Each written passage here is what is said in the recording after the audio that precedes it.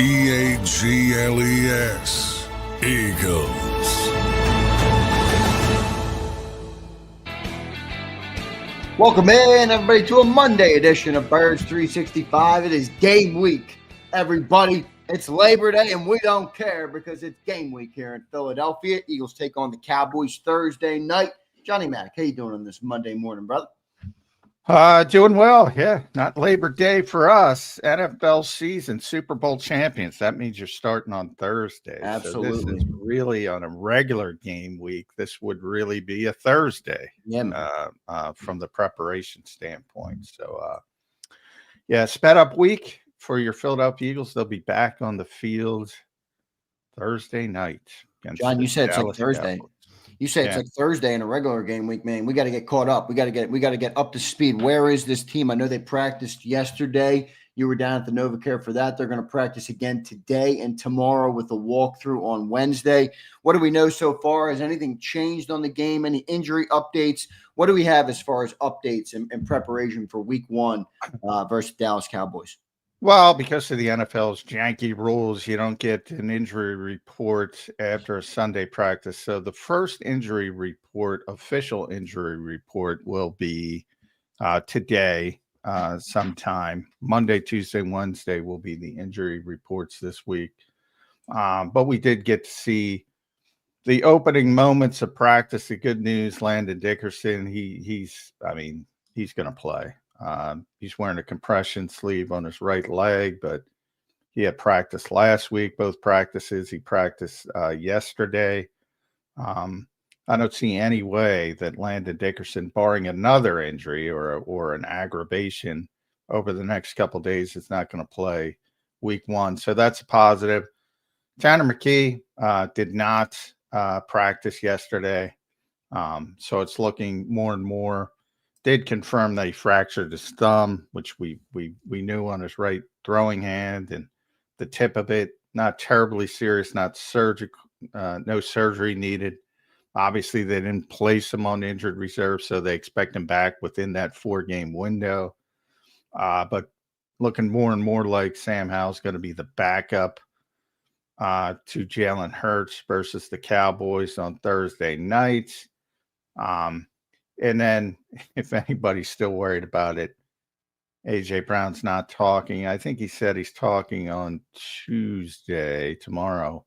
But he did say basically that he's playing against the Cowboys. Just gave us a hell yeah, I think he said. There you go. So good injury updates. John Landon coming back is really an amazing story for this team, but it's also big on the football field. A big plus to have him out there going up against the Cowboys team. Now, the Cowboys front was significantly lessened this past week by trading away Micah Parsons, and they did add Kenny Clark. So maybe another addition there that you got a game plan for. But you did hear Jordan Mailata say, yeah, we've been game planning for that guy for 5 years. So it's nice that we don't have to. Maybe some bulletin board material for that Cowboys defensive line. But, John, what do you think of the matchup coming in? We're a couple days out. Injuries feel like they're pretty good for the Birds right now. What do you think of the matchup? How do these two teams match up on paper? You always tell me, John, styles make fights. What do you think of the style of this matchup? Yeah, I mean, the Cowboys just gave up their best player on the eve of the regular season. I don't think that's a positive. And I've talked about it over the years because I know Eagles fans, for obvious reasons, don't like Micah Parsons. But I always said you should hear the way the Eagles talk about Micah Parsons behind the scenes. And you got a little taste of that from Jordan Mailata. Obviously, Nick Sirianni, by the way, he's getting worse and worse. I'm sorry, Nick, but with the speaking? Yeah. Oh, he's gotten better from their perspective. Yeah, he's gotten better from their perspective. Yeah. No energy, no nothing. But anyway, I digress. But the way he talks about him behind the scenes is, he's one of those guys and he's gone. And it just, and I find it amusing, Jerry Jones's, all his conflations with Herschel Walker and, well, we got to stop the run better. Stop it. You're just trying to put lipstick on a pig, so to speak, and how badly he bumbled that situation, even to the point that Deron Bland is the recipient of a giant extension because he wants to Right. turned a little bit of the narrative around. But yeah, I mean, they're just an average team at this point. Like I say with all NFL teams, yeah, of course they have good players. All NFL teams have good players, but this is not the Cowboys' talented team that was winning 13 games and people would really make fun of because they were expected to go far in the playoffs and then get blown out by Green Bay or something like that. This is not like that team. But you do have to worry. Most notably, I would say, the receivers. When you look at Lamb and George Pickens specifically, and you try to envision Adoree Jackson handling one of them for consistent snaps, that might keep you up at night. But yeah, that does. That's what I was going to ask you about right after that question. Was the receivers? They obviously added George Pickens this year. Do you expect Quinion to travel in this game with CD? Probably not, right? Because CD spends a lot of time in the slot. Because he plays in the slot a lot. So which could work out. I mean, if you have Cooper DeJean up against CD, and then you can maybe allow Quinion to follow around Pickens when he's not in the slot or when CD's not in the slot. Well, I thought Howie had an interesting answer to people, so many people, and I think so many people are describing cornerback as a weakness for the Eagles. I agree with Howie. I don't think it's a weakness at all, because you have the top two. Like how many teams have two corners like Quinion Mitchell and Cooper DeJean? If they continue to play the way they played, and they look like that, if anything, they're going to get better. How many teams in the NFL have those? So I think there's a level of spoiledness, just how good the group was last year with that's fair, but that doesn't mean that there's not a a spot on the outside that quarterbacks could target and pick on. No, and that's where Vic will come in, and he'll probably zone it up a lot, and you handle it that way. You're not going to see a lot of man to man with no, if any. Yeah. So my point is, it's not rare that you have to sort of mask the deficiency of a defender. So I don't think it's the end of the world, especially when you have a defensive coordinator who's probably better at that than most. Not probably, take probably out of that. So I don't think it's a concern. And then the offensive line, there's some talent on the Cowboys offensive line, but some younger guys, some guys are banged up. I don't know what to make of Tyler Booker. He's like a big bully, so I don't know how that's going to work out early in his career. And by the way, Zander, I'm going to take a shot at Alabama. My Lord. Oh, my. They aren't Nick Saban. And then I said when we hired, you don't hire a Pac-12 coach and expect him to come over and win in the SEC. Woo!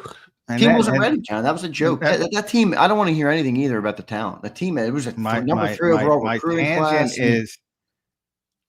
My tangent is the ego is so large in college football with head coaches. They are killing young quarterbacks.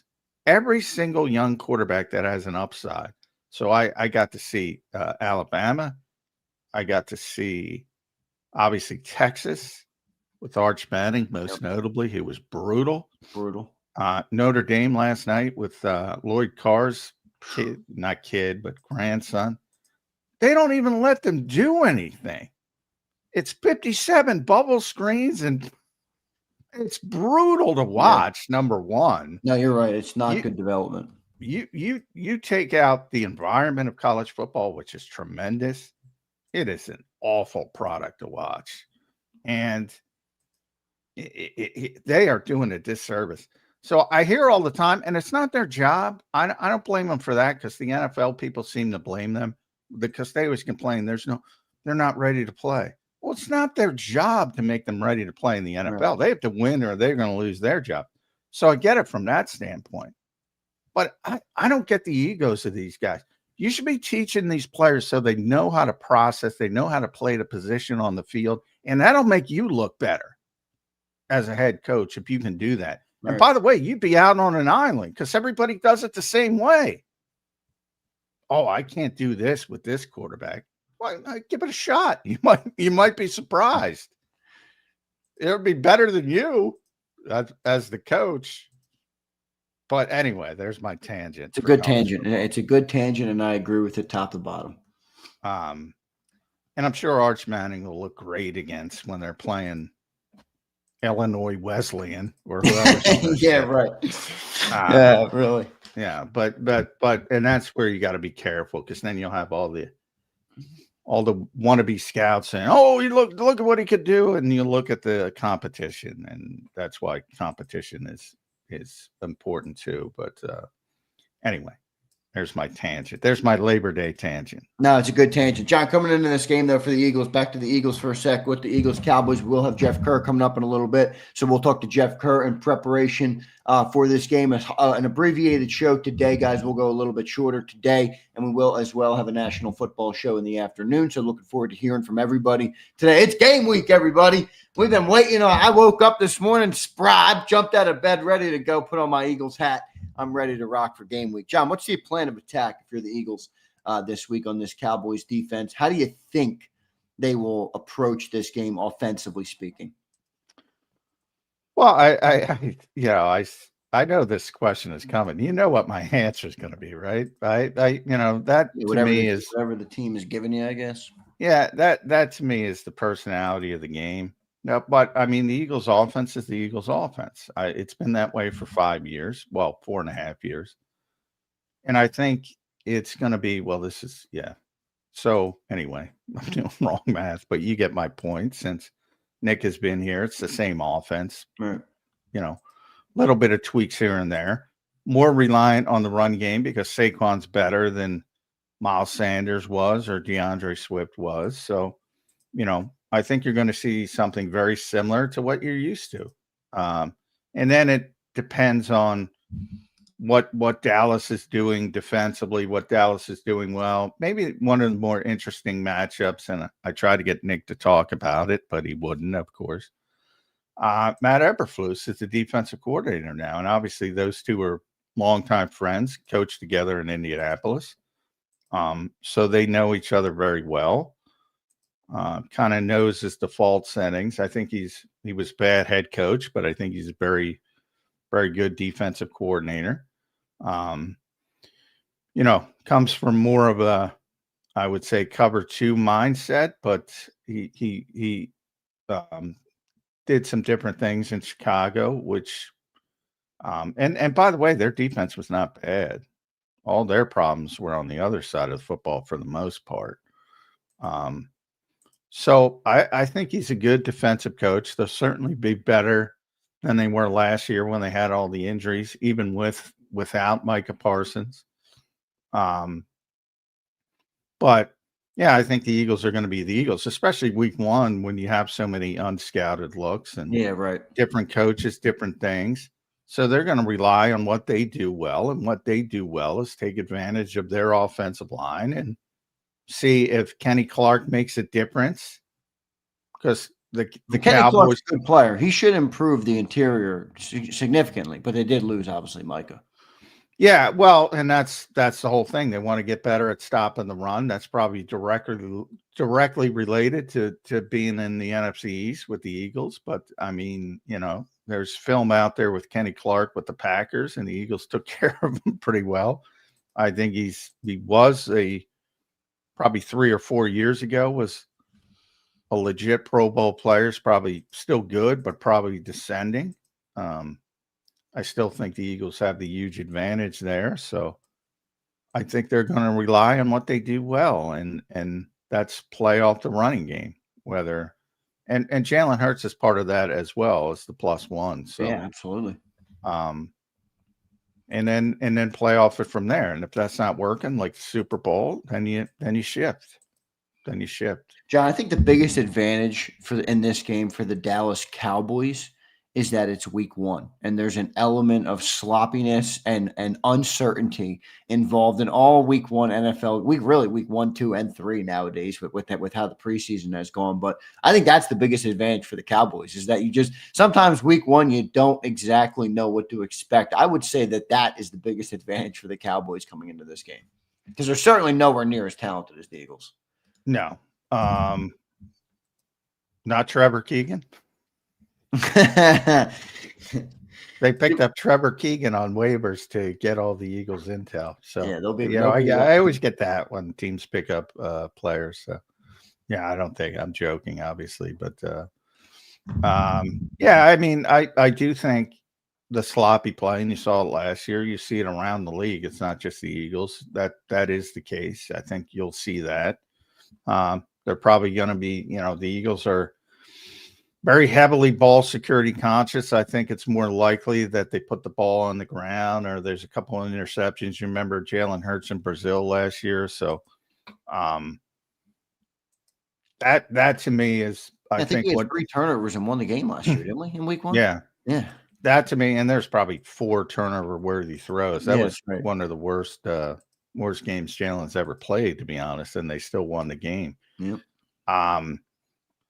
Yeah, so I think from Nick's standpoint, that's probably because of what went on last year. Now, that's also a difficult spot going to Brazil, and you talk about uncertainty. People are that trip, first ever trip, and all that kind of nonsense. So this game's at Lincoln Financial Field. I think everybody will be more comfortable, more focused, and you won't have a situation like that. But that's probably what you have to hope for with the Cowboys. Couple turnovers going the other way, and that'll shift things. And they have some good things. I mean, they have one of the best kickers in football, who can bang it through from 60 if need be, pretty consistently. They have, as Jalen, as he begged for the Cowboys question yesterday, they do have some playmakers on the back end, known for picking off the football. Yep. And we mentioned their receivers who are very talented. And then you have Dak Prescott back, who, I do point out is aging, and yes, he's probably overpaid, and yes, he shouldn't be in the conversation with some of the guys he's paid more than, and yada, yada, yada.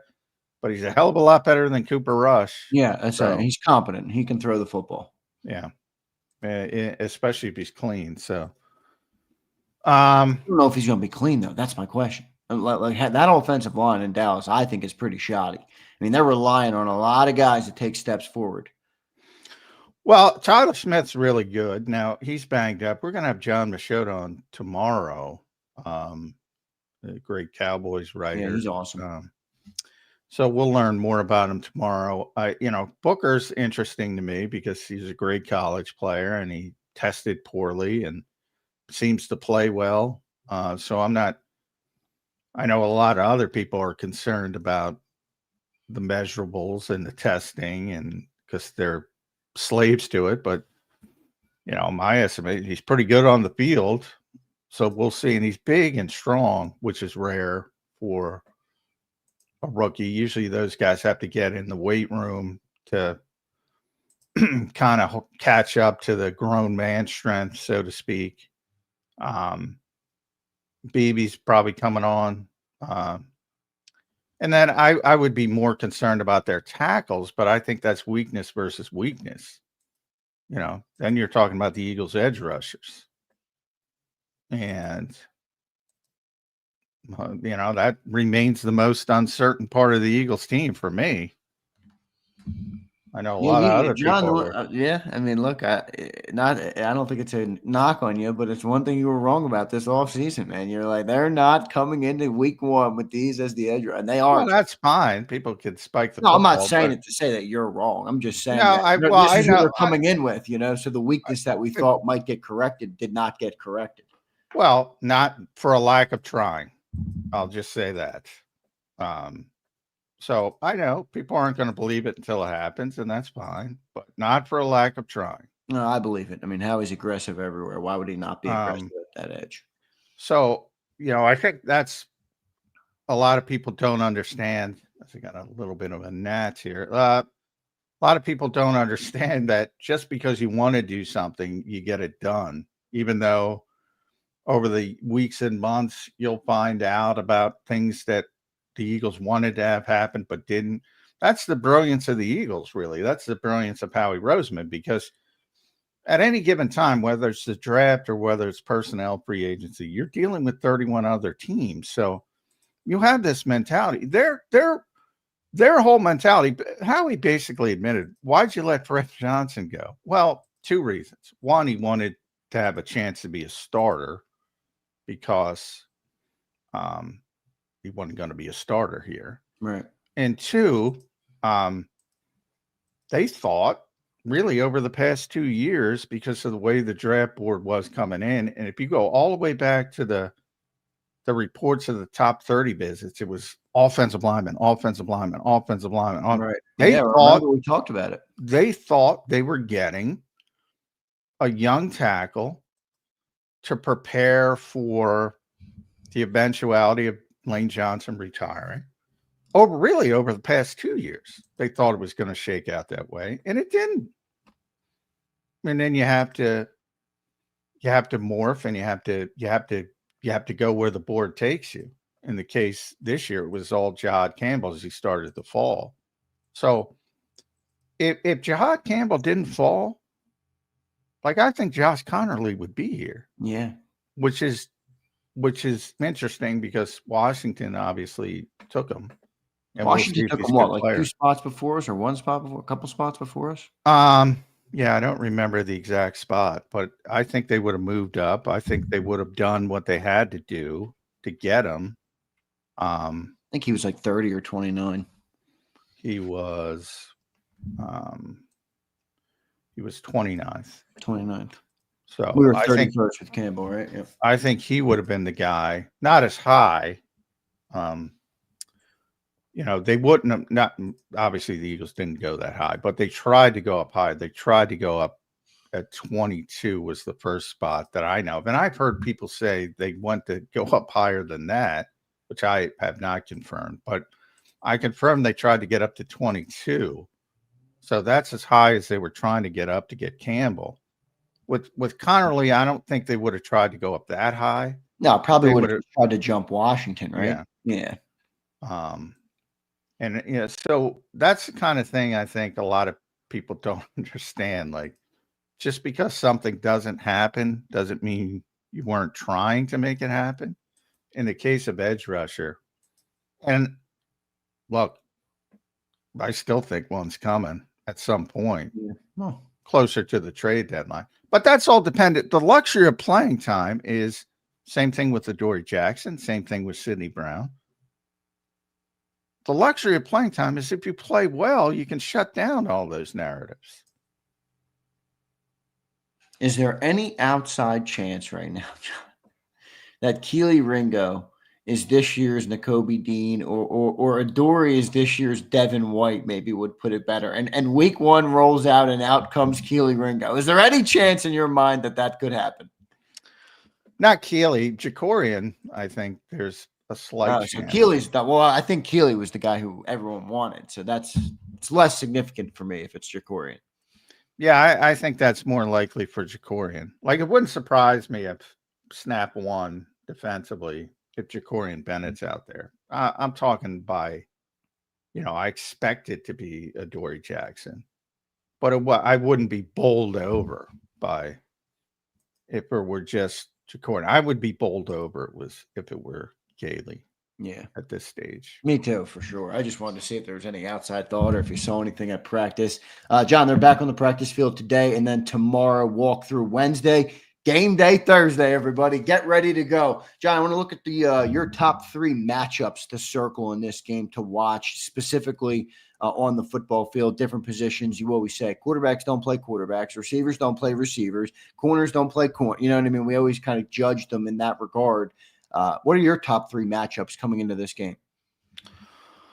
Well, I think number 1, the splashes would be Pickens against Adoree Jackson. And, big play receiver, inconsistent, but he could make some plays down the field if you let him. So I think, from a fan perspective, that'll be the most interesting. Then to me, the edge rushers versus the tackles are the most interesting. Just like I said, to me, it's weakness against weakness, and whoever perseveres better. I think that will, obviously the Cowboys need to play better to win the game. Their tackles need to play better than the Eagles' edge rushers. And, I think one of the more underrated probably thought process in that back seven, Jalen Hurts against Kenneth Murray, he's very close to, and also Trevon Diggs, who's very in nose. And Yeah. so those types of things. And Diggs is kind of guy that he's a gambler. He's Kenny Rogers. So I think he's had a couple picks though off Hurts, hasn't he? yeah. Oh Yeah. yeah. Had a pick 6 down there. Yeah, he's going to take chances. So that can result in big plays for the Cowboys and big plays for the Eagles. You mentioned, John, that Jakorian could potentially be that sneaky starter. What could you put a percent on that for me? It might be hard to do, but less than 10%. Okay, so you're feeling pretty confident that it's going to be a Dory Jackson. Yeah. Yes. At least to begin the season. See, but ultimately, they think he's going to be out in this game. Is that correct? Who? Trevon Diggs? I don't know. I don't know. I haven't seen the Cowboys stuff. Now, the ESPN, and we're going to have John on. I know he's been dealing with stuff. Like they list Guyton is questionable. Tyler Smith is questionable. Miles Sanders is questionable. They don't have an injury designation on Diggs. I don't know how. I mean, obviously, he's just coming off the injury from last year. Yeah, exactly. So that will if there's reports down there, again, I'm focused on the Eagles.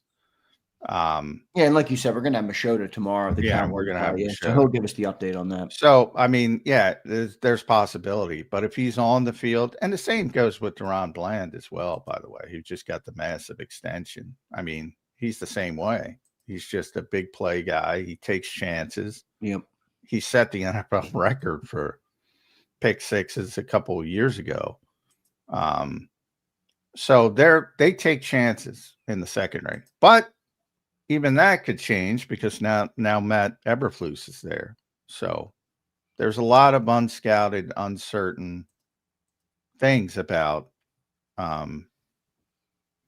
week one that, when it's week 8, and I asked Jalen Hurts this question yesterday, if it's week 8, you got film on everybody. You pretty much know what they're doing. Week 1, especially when there's change, there's always change. There's 30% change on the roster.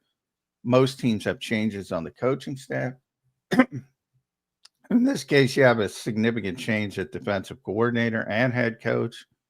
It's going to be different than what you think of the normal Cowboys, but we don't know how different. So you got to wait and see. Yeah, no, that's why I said that week 1 advantage that they have is interesting coming in. And they got those 2 receivers. Look, I think CeeDee Lamb is obviously good, but I wonder how much they're going to line CeeDee up outside as opposed to in the slot when the Eagles have a guy like Cooper DeJean, obviously one of the best slot corners, if not the best slot corner in football. Do they try and kind of game plan around lining CeeDee up against Cooper? I think they could try and do that and see if they can take advantage of that new corner and new safety for the Birds. Yeah, you would think they would try to manipulate one of the two on Jackson as much as humanly possible.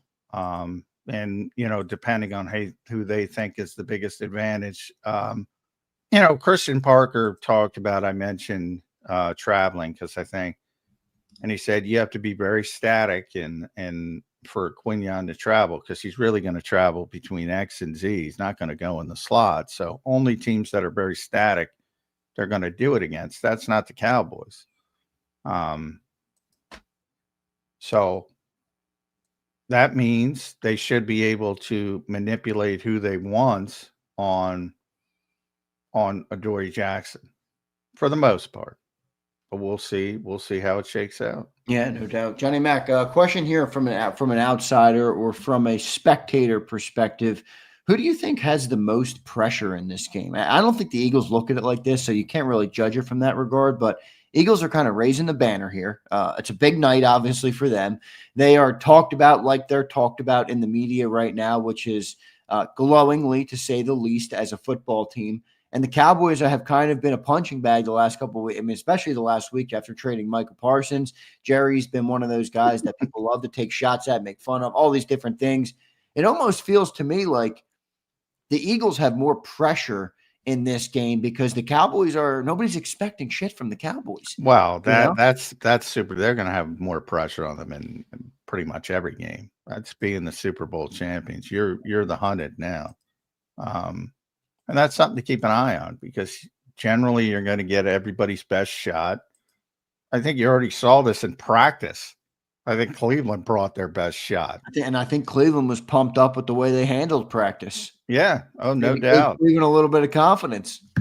And I think that's part of it. I mean, that's part of being the Super Bowl champions. Everybody wants to beat you. Everybody wants to take you down, even more so from division rival as well. So yeah, I mean, nobody expects anything out of the Cowboys. Jerry's a punching, like you said, he's a punchline at this point and a punching bag at this point. Yeah. Everything he does, people chuckle at, and yeah, no doubt about it. The Eagles have more pressure, no doubt about it. Yeah, from Clarence Hill, Clarence was at practice yesterday, so he's another of the great Cowboy reporters. Boy, I always complain about our job. They have a tougher job than we do. The Eagles do it in a different way. They keep us on our toes by always doing shit. They got to deal with Jerry Jones, man. Dude, wouldn't that be fun to cover as a reporter?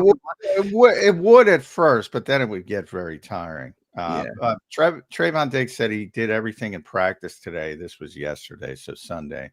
No limitations. He wouldn't commit to being on the field against the Eagles. He said it would depend on how he feels. He didn't rule it out, but he feels good. The knee is ready. Right. So if the knee's ready, we'll see how they handle it. Healthy, just maybe not in game shape yet.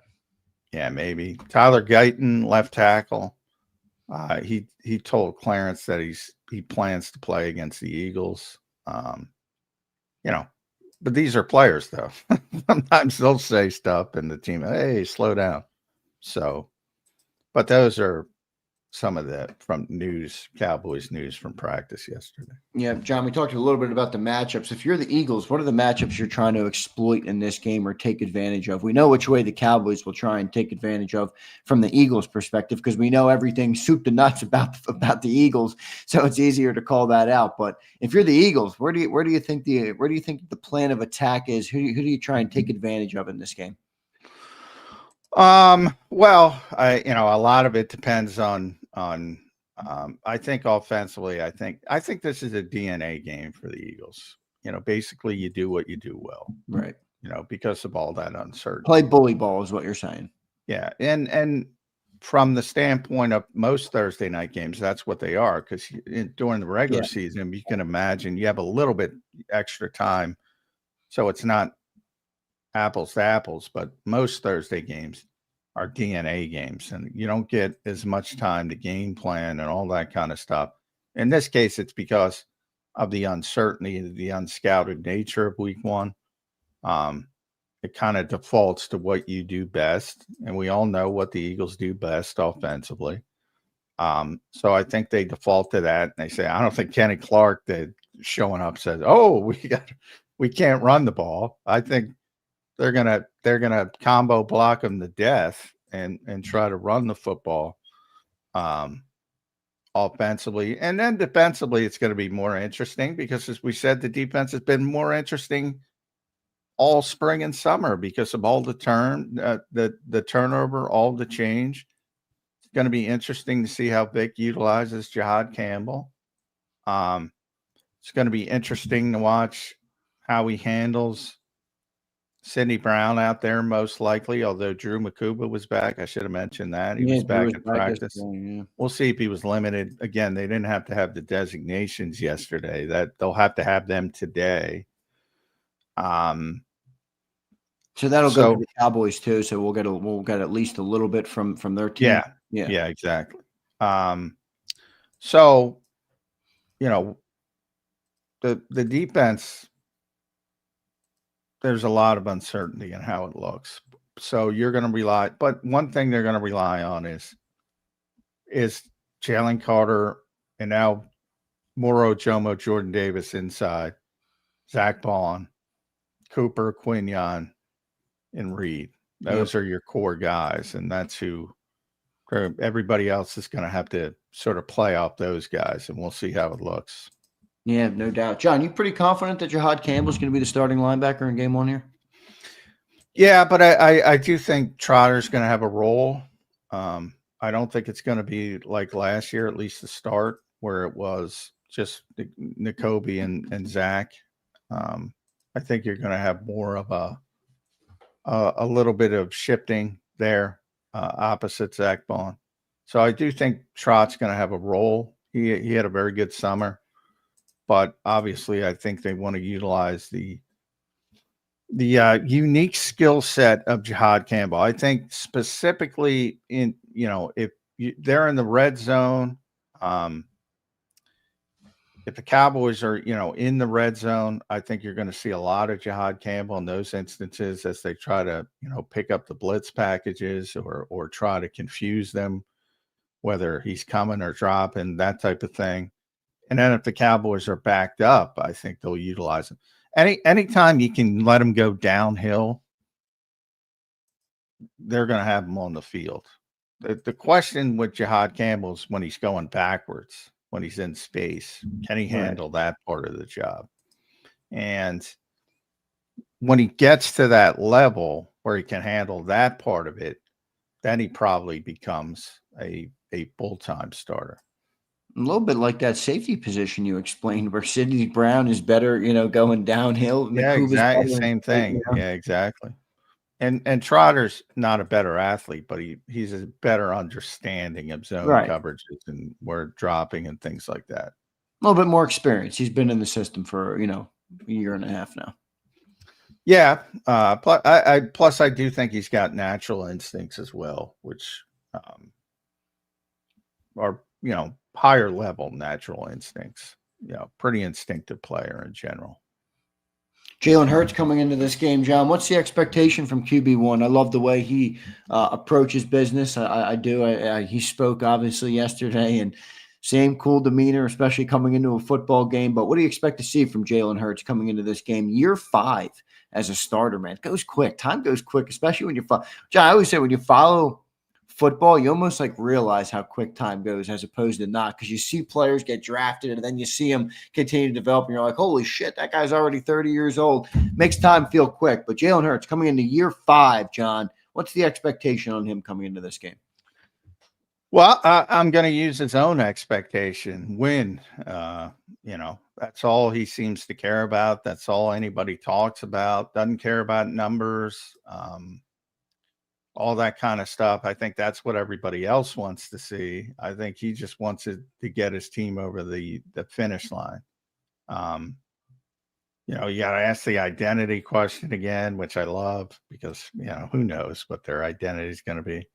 And he immediately defaults to whatever it takes to win. All right. That's the brand. Like 110 passing yards, 310 passing yards. 50 rushing yards, 350 rushing yards.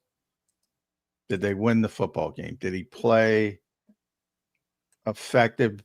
Did he make the plays he needs to make to get him over the hump? That's his standard, so that's got to be our standard. I think.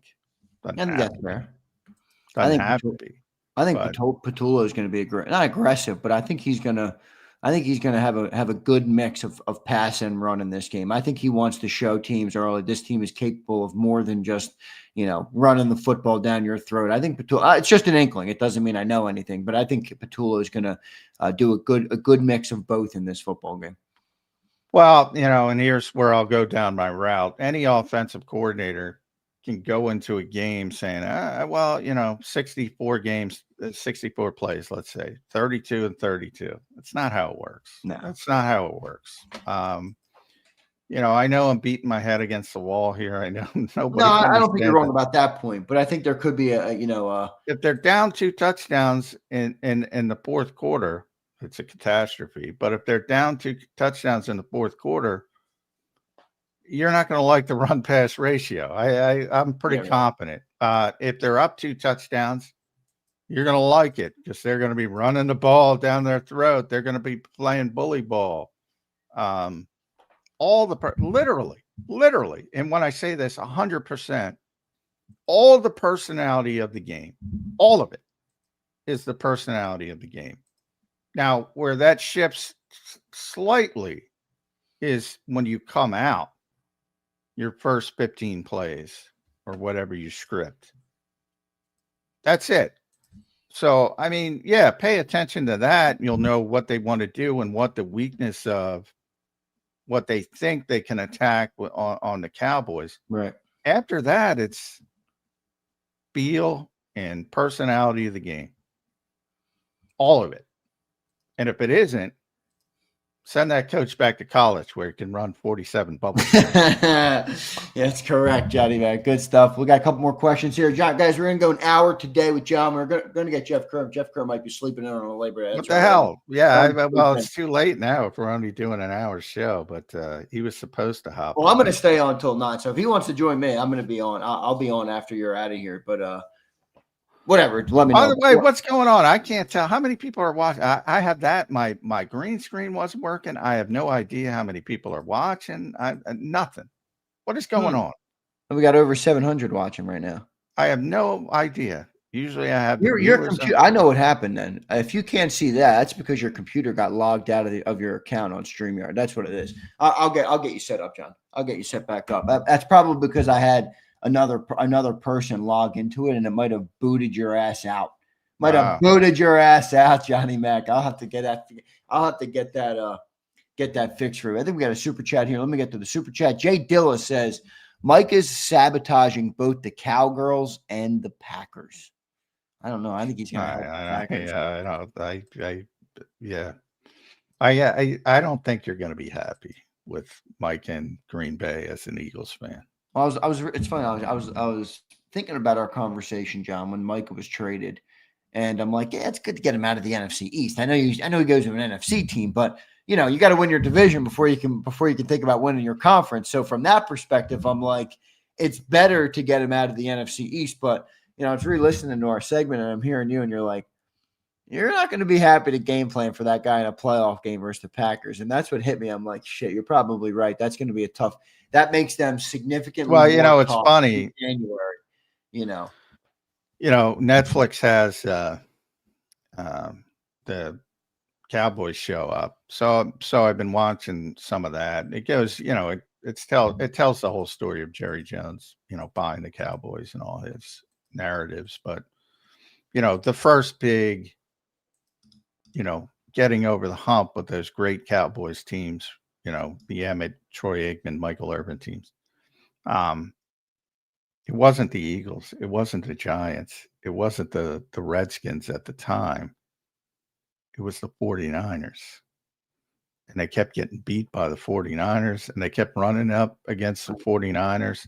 And then the time when they beat them, the whole show was about how they finally beat the 49ers, and that started the back-to-back Super Bowl titles for Jimmy. It was that team. I get it. You're division rival. When you're a 10-6 team, that's completely true. When you're going for the Super Bowl, your biggest rival becomes that other team in the conference. Maybe it is in your division. Great point by you. It really is. And the 49ers, Cowboys, the Packers and Cowboys. That's what I said, given them fits over the years. So it becomes larger. And you saw it to a little extent here with the 49ers when the Eagles bludgeoned them in the championship game, and then the 49ers came back, and all the angst and all the back and forth between the fan bases. And if that happens over a 3 or 4 year period when both teams are great and you keep meeting the Packers in the playoffs, Katie bar the door there. They become your biggest rival. It's a good point, man. It's a really good way to look at it, because look, if we're as a fan base, and I'll include myself in this, not you, John, but if we as a fan base want to say, hey, golden era, hey, we're coming for repeats and you know what I mean? We want to win multiple Super Bowls and all, you have to start to change your expectations. And John is correct. Winning the NFC East is going to become small pickings for a team that has expectations like the Eagles do. So, John, good conversation there. NFC East, John, this year. What a great way to open it. I think this opener really sets the tone for the entire division. So we just talked about the NFC East. I think the Eagles have a chance to really set the tone in this division, but going to be an interesting year in this division. I'm curious to see how bad are the Cowboys, or are they a surprise, decent team? Do the Giants take a big step forward? I think they have the chance to with the D line as good as they do. And the Commanders are obviously an ascending team as well, but they got much older. We'll see how they fare. And then the Eagles coming off the Super Bowl. Does this game set the tone for the NFC East this year, John? I don't think so, only because the two contenders aren't playing until very late. Both games are very late. I think it's fun for so many of the Cowboys Eagles games over the past number of years have been meaningless for whatever reason. Sometimes the Cowboys are good and they're resting people. Sometimes the Eagles are good and they're resting people. And you don't get a feel for the rivalry. At least, playing early in the season, both teams are obviously trying to win. So you get a better indication of where they are. And obviously the Eagles are better than the Cowboys right now. So, but I do think from the standpoint, you don't have to worry that there's good and bad to those late games. If it clicks, it's great. If you're playing for the NFC East in week 18, it's great, or whatever they play. But if they're not, one team's got it locked up, it becomes a waste of an afternoon, basically. As somebody rests to get to the playoffs and all that kind of thing. So there's a give and take to those late season atmospheres, which could be a home run, could be, strikeout. Everybody's going to be fighting to win week one. And so from that part of it, I think it's positive. Giants play the Commanders week one, John. I think that's going to be an interesting game, actually, just to see how good are the Giants, or are they good at all, or do they suck again? Now, you won't learn it. It's week one, so it's going to be sloppy regardless. And then the Commanders, how do they look with their new additions and the things that they've done this offseason, coming off a year where they reached the great pinnacle as well for that organization? Yeah, I think that's the most interesting story because they've gone with so many veterans and the Eagles have gone with such youth. I know you like the Commanders, John, but don't you think they maybe went a little old? I do think they went a little old, but I think people have gone overboard, assuming that all old players are bad. Well, we have Lane fucking Johnson. I mean, come on. Exactly. Brandon Grant, how many times you went through it? And they act like they can't play. I'm like, well, I guarantee you Bobby Wagner can play. Well, Bobby Wagner is probably the only guy in that category, though, over there. Well, I think as a situational pass rusher, like I said, I'd rather have Von Miller than everybody. If you need a sack on third, I'd rather have Von Miller than the whole lot of them. Than Josh Uche. You'd rather have Von Miller than Josh Uche? Yeah. I do think there's some of that is, just Eagle fandom. We're doing it the right way. They're doing it the wrong way.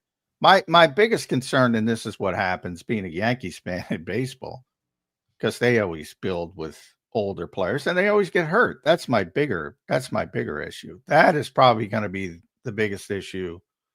Guys breaking down. But there are certain guys who are going to play well. And number one on that list is Bobby Wagner. So for people saying, well, he's old. Okay, he's old. Again, you don't say that about Lane Johnson. Why? Because A, you love the team, and B, he's great. Even at his age that he's not supposed to be as great. That's why they are great. And Bobby to linebacker is what Lane is to right tackle. He's one of the best linebackers ever. So to dispel that guy because he's older,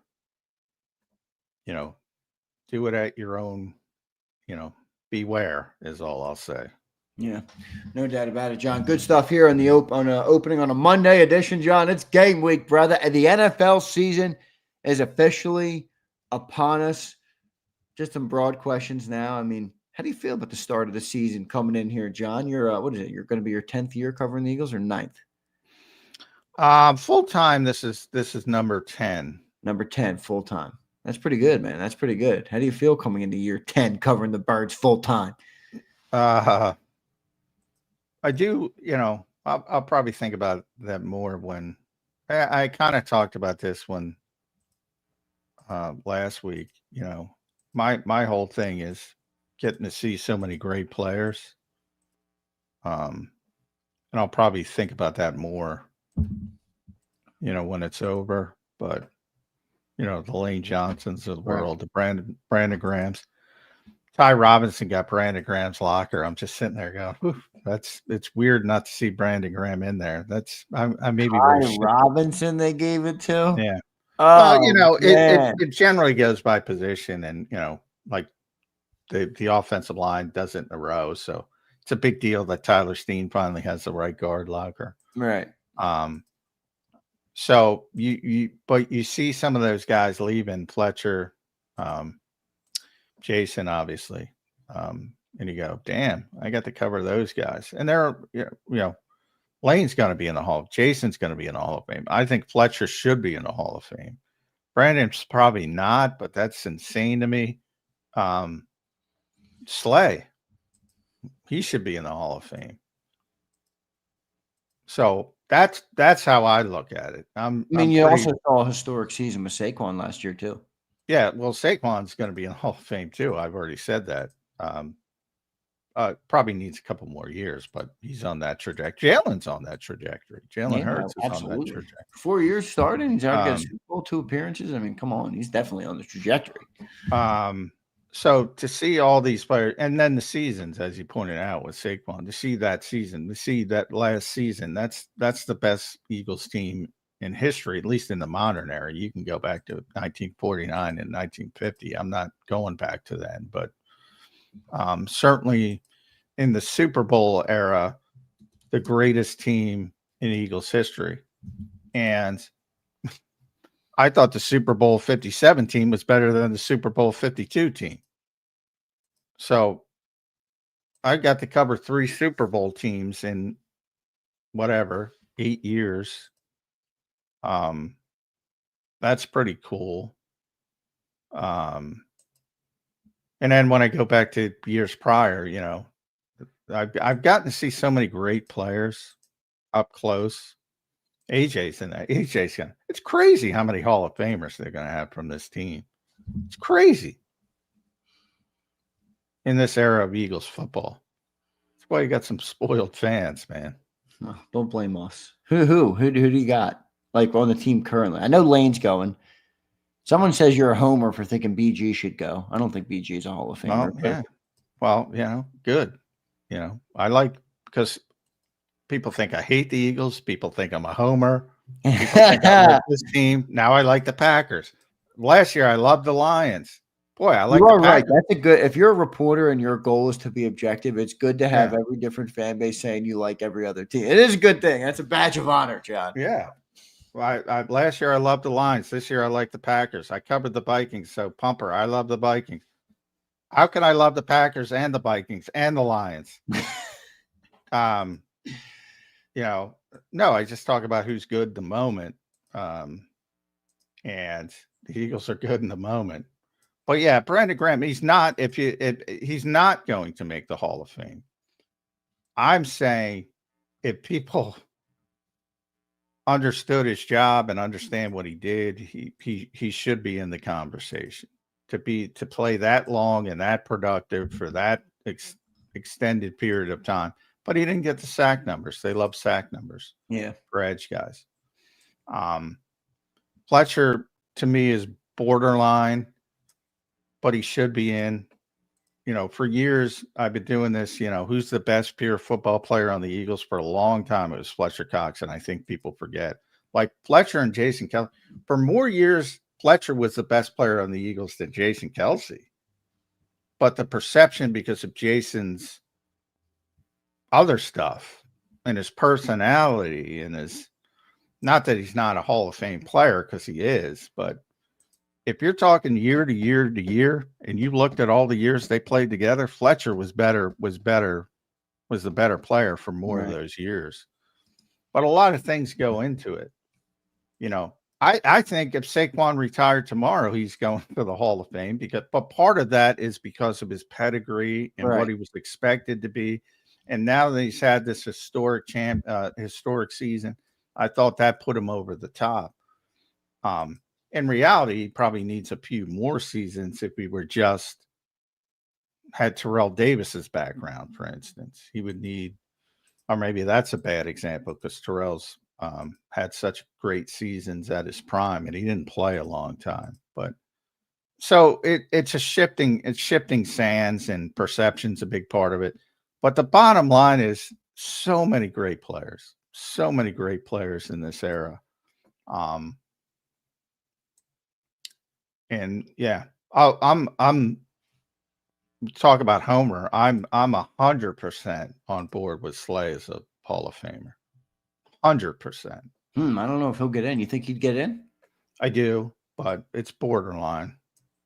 It might take a while. There's a lot of borderline guys, man. That's a problem. It's the Hall of Fame, not the Hall of Great. But I hear you. There's definitely a lot of good guys. John, last question here for the day on the Birds 365, a Monday edition. 4 days out, everybody, from the season opener.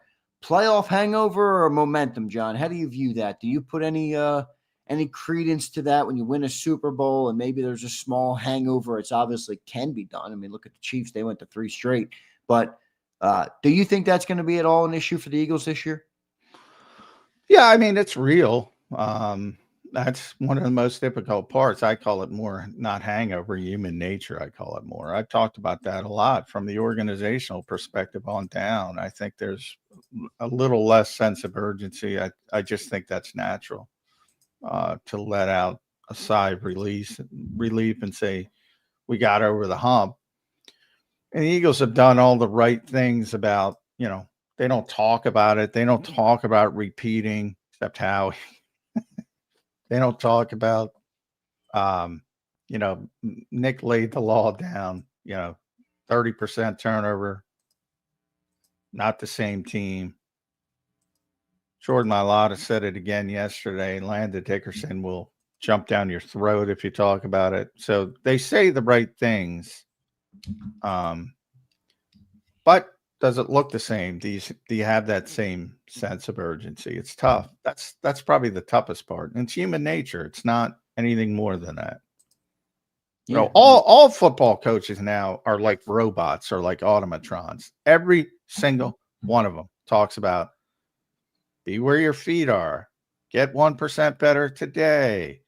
Don't look behind. Don't look ahead. Stay in the moment. Every single one of them speaks the same way. Can you do it? That's harder. That's way harder. Because how do you not look ahead? How do you not look behind? You got to be very mentally disciplined to stay in the moment. Yep, no doubt. A couple super chats here. Johnny Mac. Luis says, Luis, we did talk about this earlier in the show, but I'll ask it for Johnny Mac now. He says, is Campbell starting? Yeah, I don't think that's as big of a deal as people make it out to be, but yes, I mean, the key is playing time. Playing time, I do think Trotter will have a role, but I do think Campbell will get more reps, but I don't think it's going to be like last year where you have 2 linebackers, Zach Bond, Nakobe Dean getting them. I think it's going to be more piecemeal, at least to start. Zach will play every down, obviously, and then it will be more of a situational thing, but I do think Campbell will play more than Trotter. And if he plays well, like last year, the plan when Nakobe got hurt against Green Bay, for people that don't know, the plan was to rotate Oren Burks and Trotter. And Oren just played so well, he stayed. So Campbell will have that opportunity. But I think the plan is for Trotter to have a role as well. Yeah, we'll see how that shakes out. Carson Denniston becomes a YouTube member. Thank you, Carson. I think you upgraded, brother. Appreciate your support of the channel. Call Me Gambit checks in, $5. John is the most unbiased football voice I've ever heard, and that's special to have in the arsenal. And Jacob, couldn't agree more, Gambit. I appreciate that. That is one of the best compliments. I appreciate it because that's my goal. That is my goal. Right. And I do. It gets frustrating at times because you'll talk good about a team and a certain. Last year it was the Lions because I thought the Lions were the best team in football for the majority of last season because I thought they were the best team in football. They couldn't persevere because of all the injuries. And you love the Lions. You love the Lions. But a lot of times it looks like I love the Eagles because the Eagles are so good. I think people that. Well, I think to your credit, John, and there's a line that you used against me once, and it's a good line. I didn't take it, but you said, at least I'm consistent. And in a world, John, where people are like this, up and down, and the highs and lows of everything that happens, 1 week they're Super Bowl champions, and next week we fire the coach and sell the team. You're more consistent. So that ruffles more people. You know what I mean? People are less used to that or not as maybe not as receptive to it as they are to the hot take world that we live in, John. Yeah, that's part of it. I mean, I pick on Dan too much, Dan Orlovsky, because it's part of it. I'm sure he's told to do it. I can't prove that, but 1 week he's on there saying Jalen Hurts is terrible, and the next week he's saying he's the best thing ever. I'm like, well, how does this get any credibility with anyone? But I guess it works. So, but that part of it is the hot take part of it is, if you like it, go look for that. But I'm not generally going to be the hot take guy. No, you're not. Johnny Mac, great show today, brother. What's on the agenda for the Birds today? I know you're heading down to the NovaCare complex. Coordinator day. So Vic Fangio, Kevin Patullo, Michael Clay will speak today. Practice. And then open locker room, the second open locker room of the year.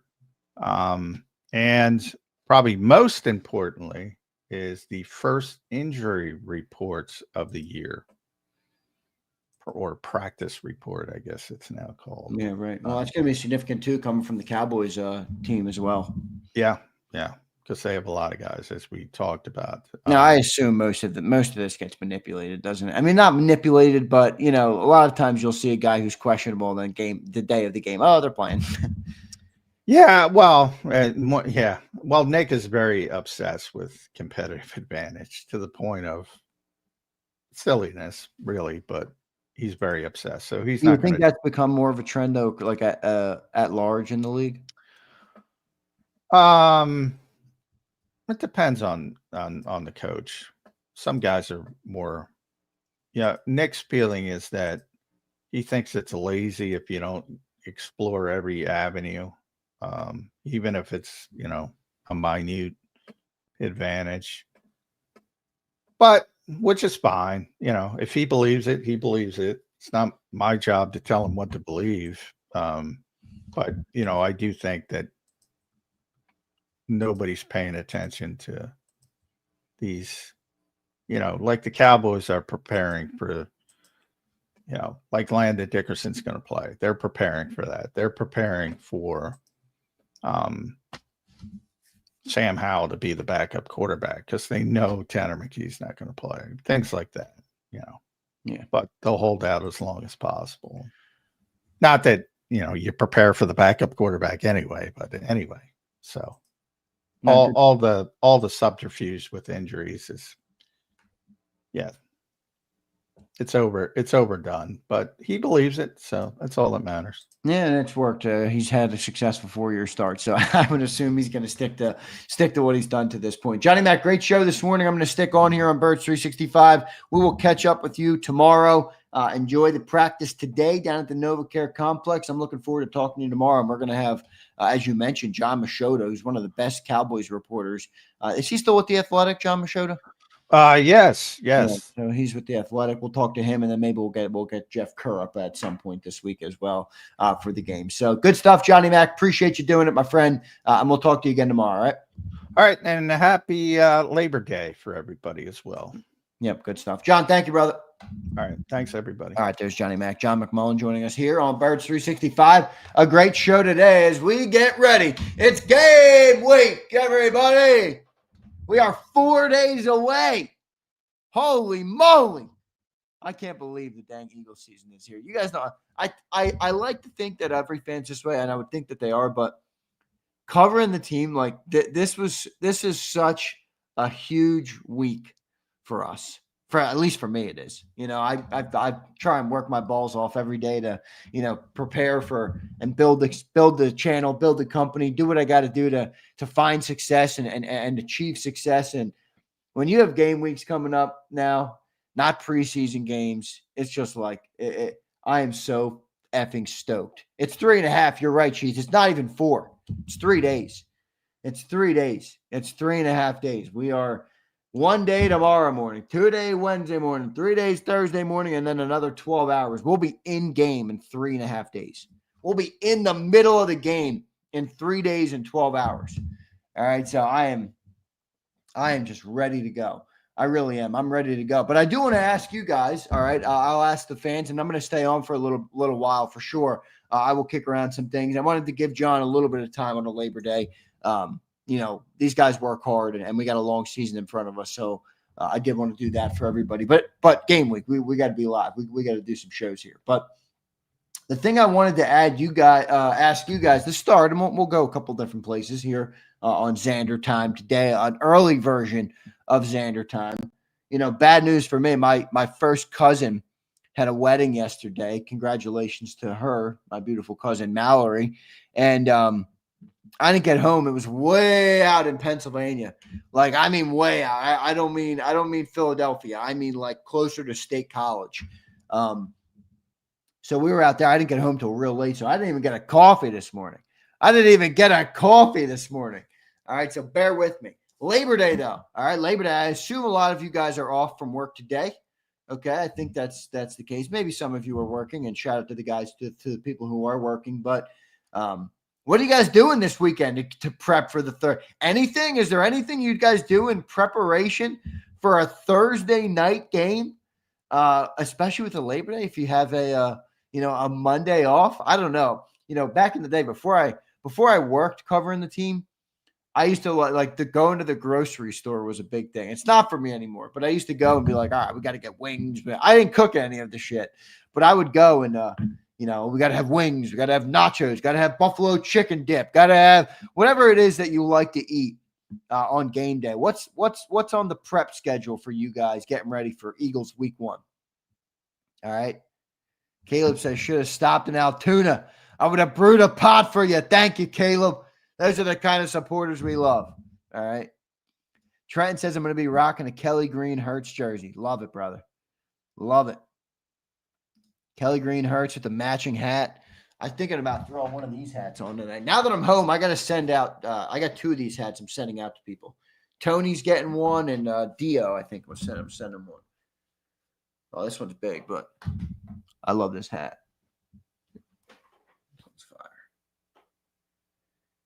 Yo, Cowboy fans, you see that? You see that, Cowboy fans?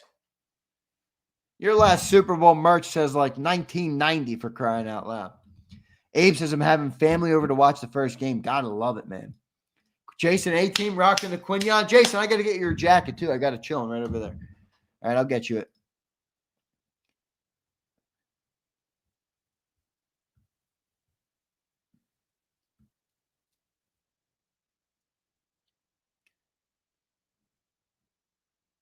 See you guys tomorrow. Later, SMD. Thanks for being here. Appreciate it.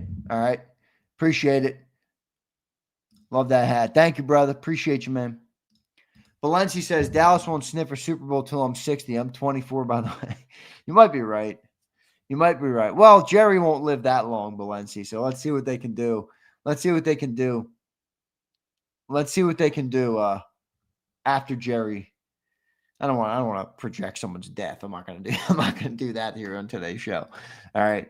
But we will see what they do. I think their life will get a little bit better in Dallas once Jerry's no longer in control of everything. They got to buy their merch in the vintage store. Yeah, it's like It's like the merch, Bruce. You know the merch you buy, you really can't wear. It's just kind of like for show. Maybe like rest it up on a docket or something in a room or something. Thing like turn to dust. Yeah, she says their last hat's turned to dust. That's what's going on there. Jarrell Ray! Jarrell, I've been looking for you. Jarrell, where have you been? Where have you been? Don't tell me Jarrell shows up Monday before the game starts. Monday before the season kicks off. You got to be kidding me, Jarrell. Holy shit. Where are you at right now, my friend? What part of the world are you in? I know you were traveling. You're committing great service for our nation. Jarrell, love you, brother. Thanks for being back in here. Good to see you, my dude. Good to see you. Philly Don says, I'll be watching JAKIB Sports pre, half, and post. Let's go. Big pregame show coming up Thursday. Big halftime show and a big postgame show. All right. And keep in mind, we're also going to be streaming play-by-play. We can't show the game, obviously. Yes, but we are doing play-by-play on the channel, 18. So we will do play-by-play on the channel. That should be pretty good. Okay, that should be pretty good. I'm looking forward to that. J-Mac only did an hour today, Devin. It's Labor Day, so I wanted to kind of abbreviate it. Sills is going to do, instead of 4 hours later, Sills is going to do 2 hours. So we'll have Sills doing 2 hours later. Birds was an hour, and we went like an hour and 10 today. So that was the deal. I wanted to give J-Mac a little bit of time. All right. So we'll see. Kenzo says, I got the Giants upsetting the Commies week 1. I saw a lot of that in the chat today, Kenzo. Listen, I think the Giants are a weird team this year because they're not ready to compete. But when you have a defensive line that good, you can kind of knock any team off their game in the right circumstance. So that's a team I wouldn't take lightly this year. I would not take the Giants lightly this year. That defensive line's too good. All right, let's see. That defensive line's too good. Bruce says, let's see what Sills starts off with today. I got a feeling Sills is going to have a firecracker today. All right. Sills always as good at that, Bruce, at meeting the moment, isn't he? He really is. He's a master at that, man. Missed y'all, ready to roll. Good love it, Jarrell. All right, love it, brother. Yeah, how about that college football this weekend? Oh my goodness. Oh my goodness. My Alabama Crimson Tide. Don't even get me started. You guys were coming in here like thinking I was going to take it per. Are you kidding me? The only people who are making fun of Alabama more than you guys are people like me. But the other thing I appreciate is it's pretty cool. I got to go to school to Alabama during the Saban era, because you can already tell people are going to look back at the Saban era, and that's the era. All right, that's the era, and I was there. Made some money off FSU. Well, good for you, Sig Lord. You probably could bet against Bama a couple more times. That team was unprepared. I have never seen a week 1 Alabama team look that unprepared. Xander, those broadcasters glazed the shit out of Texas-Ohio game just to put up 14-7. Well, listen, they don't have a preseason in college football. You got to give it a little bit of time, Abe. They're not going to play their best. They're not going to play their best football. All right, they're not going to play their best football. Bias doesn't change, belt to ass until proven otherwise. Jarrell, that is more true than ever. Alabama D is not looking good. See, this is James. James Jones is our resident Commander fan, but he's correct. See, Bama's got a lot of talent, James, and that's what's concerning, because when you have as much talent as they do, I think they were the number 3 or the number 4 recruiting class this year. When you have as much talent as they do, and they look that unprepared, that's coaching. That's coaching. That coach should be. Look, I'm not going to say hot seat. Who knows? I mean, in year 2, you know what his buyout is? His buyout's $80 million. His buyout's $80 million. They're not gonna fucking fire him. I'm just saying though, you're right, James. Talent is not really the concern there. Your team didn't show up ready to play. All right.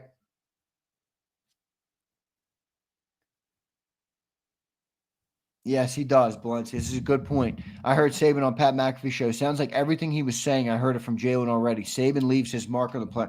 There's no doubt, man. Saban's process was so good. People can say what they want about Saban. Not everybody loves him, whatever. Some people don't like him. Some people call him a cheater, which is just fucking bullshit. But he was right about a lot of his processes and a lot of things he did, man.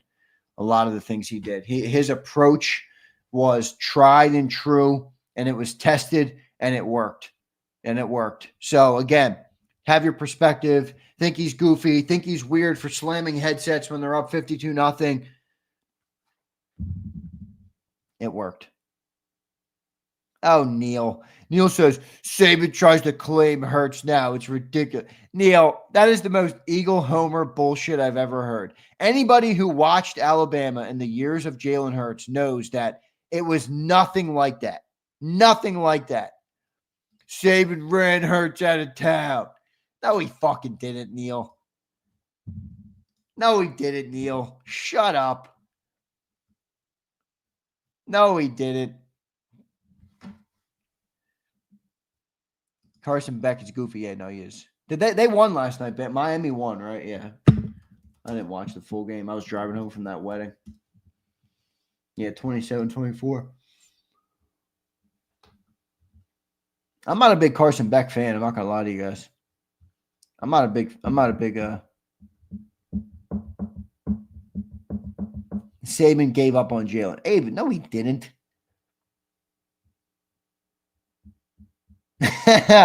I got two Neils in here. That's the R Neil, not the smart Neil. All right, Neil. One of you Neil. Both of you Neil should duke it out. Who's the king Neil? Who's the king Neil? I saw Sigler took a dump on both of you guys with your names. That's pretty funny. Sigler takes a dump on everybody, though, so don't take it personal. Saban and Nick are alike. That's what Devontae said, LOL, on WIP. Really? That is interesting. They're different, but they're similar in a sense of that they don't change, if that makes sense. All right. Yeah, Sigler took a dump on both of them. There's no sport that coaching means more than football. I agree.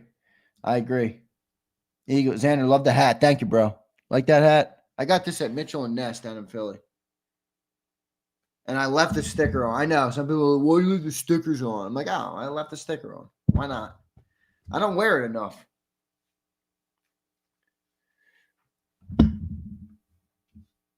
Any new shows on JAKIB? Nope. No new shows on JAKIB this season. Not prepped to do that, Joe. Not looking to do that either, honestly. Went down that route already. Not necessary. We are more refined, and our company is operating better now than it ever has.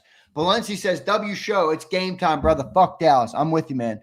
I'm with you. Big game this week. I'm super pumped for the game this week. Thursday night, what do we got? 8:20 kickoff, and we're also going to have the banner drop. Eagles versus Cowboys.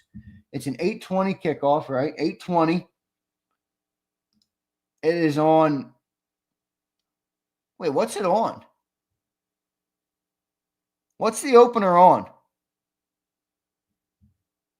What's it on this week? Is it on? It says Hulu Plus, NFL Plus, Peacock. Is it on NBC? I would assume with Peacock. Yeah, NBC. All right, NBC. I love it. NBC is not bad. I like NBC. Wait, so is Collinsworth and Tirico on the call? So it's going to be Collinsworth and Tirico? And then they're going to be Sunday night as well? Twiz, I'm with you, dude. Late games are – but we got a lot of them this year. We got a lot of late games. We got a lot of late games this year. So, yeah, so we got Tirico and Collinsworth. I'm not a Collinsworth hater. I'm sorry. I'm just not. I know everybody loves the shit on Collinsworth, but I'm not a Collinsworth hater. He's goofy, but I'm fucking goofy. Like, I like people who are goofy. It doesn't bother me that someone's goofy. But Collinsworth, I always seem to learn at least one thing from him when I listen to him. So I can deal with him. He's not bad. Neil Dever says he likes Collinsworth as well. Oh, Sig. Come on.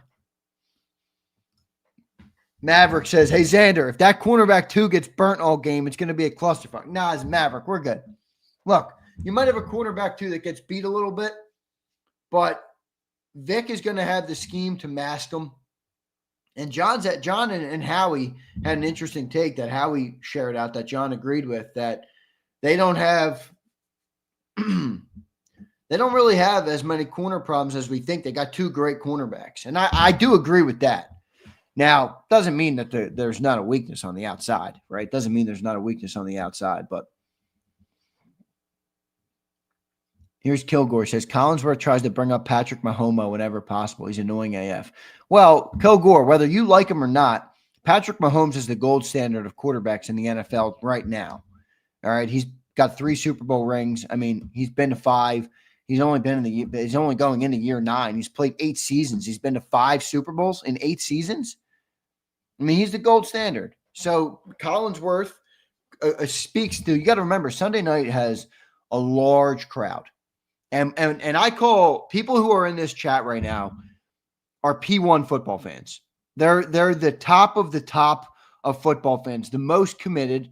They know the most. They learn the most about the game. They have the best understanding of the way the game is played, who the best players in the league are, and everything. You got to remember, Collinsworth is talking to people, a lot of people who don't consume the game like you guys do.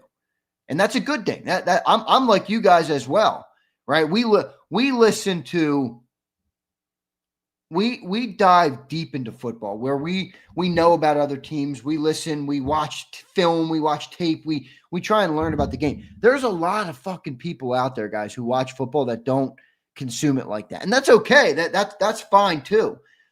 But Collinsworth is good for them. Collinsworth is good for them. He has a way of articulating the intricacies of the game to people who don't understand or aren't as up to date. Who aren't as up to date on the game. All right. Yep, that's true, Joe Whip. Highest rated game every week is Sunday Night Football. All right. So I kind of like Collinsworth, but I don't love him, but I like him. He's good. He's good. Actually, we should. Who do we think? Who are the best? Who are the best broadcasters right now? So you're saying Collinsworth is football for dummies? I'm not saying that, Abe. I'm saying that. No, football for dummies is if you're only cut out for those people. I talk about football all day, every day, Abe. Literally, it's literally what I do all day, every day. I learn things from Collinsworth as well. You know, so it's not only for dummies. I'm just saying he is a good voice to have to include the dummies, if that makes sense. I don't like using the word dummies. I'm not trying to say they're dummies. I'm just saying they're not as P1s in football. All right.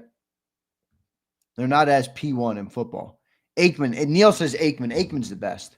I love listening to Aikman. Aikman knows the game, man. Aikman knows the game. And Brady. People don't like Brady because his delivery. Brady is, dude, you listen to, if Brady tells me he sees something on a football field, I got news. I'm listening to him. I'm listening to him. So I love listening to Brady. I don't care what his delivery sounds like. I actually, you know who's somebody who I appreciate from being in this business, and I don't work in the same type of business, but just being in media and you know, doing what I do and having an appreciation for the preparation that goes into it is I like Joe Buck. I think Joe Buck, I know he gets a lot of hate, but Joe Buck does his job at a very high level. He does it at a very, very, very high level. There's no doubt. Jaws on Monday night, he was good, Secunda.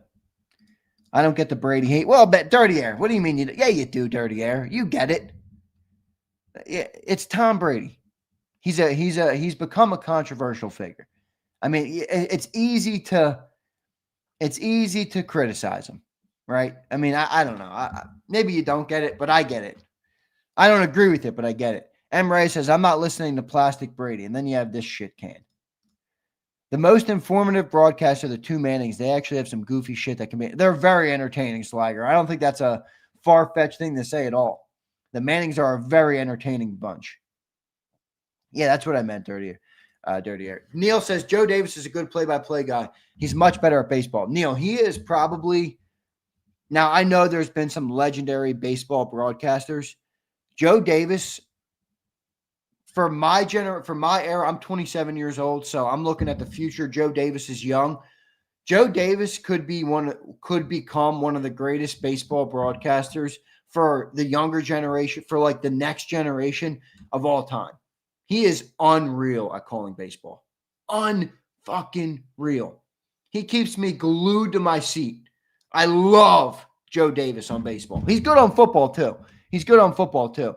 But him on baseball, dude, he is money. I mean, think about right now, Neil, and then think about 10 years into the future. And now we can't predict that far out. Obviously we'll pray for his health, all those different things, but we don't know how it'll unfold. But 10 years, 20 years into the future, Joe Davis is going to be a legend in the baseball world. There's no doubt. Rome says, if Jalen crashed out like Arch did in college, it would still be a narrative today. Well, Rome, look, hear me out. One game, dude. I mean, come on. I remember Jalen Hurts' first game starting, Rome. He wasn't supposed to play. I was at the game, Rome. I was a freshman in college. All right.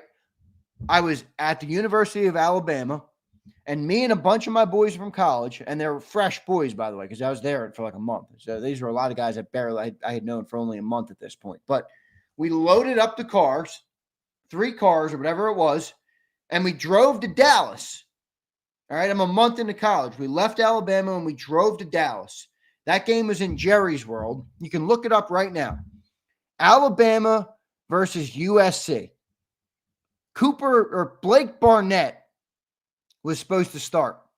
Nick Saban had never started a true freshman quarterback in his life.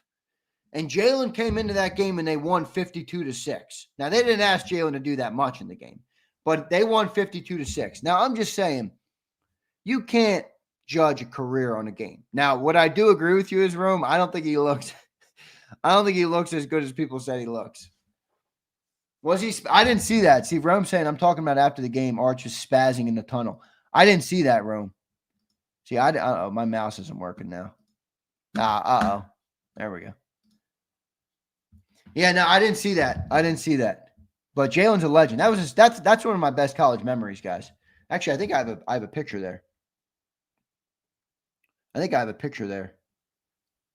Dallas. In Dallas. Where is that stadium? Arlington? Where is that stadium? Arlington? Yep, there it is.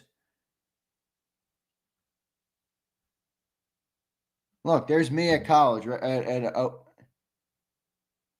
let me turn off the blur. Look, there's me in the 15 Bama jersey.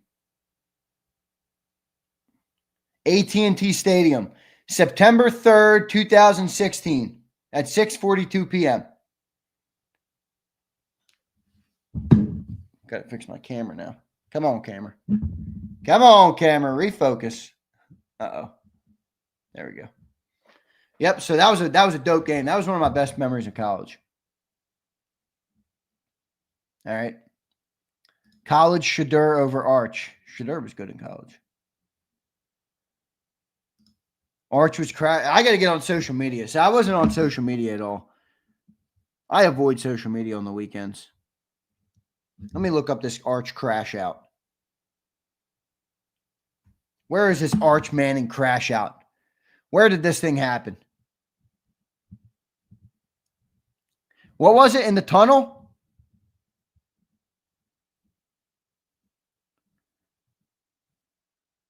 Oh, here we go. What?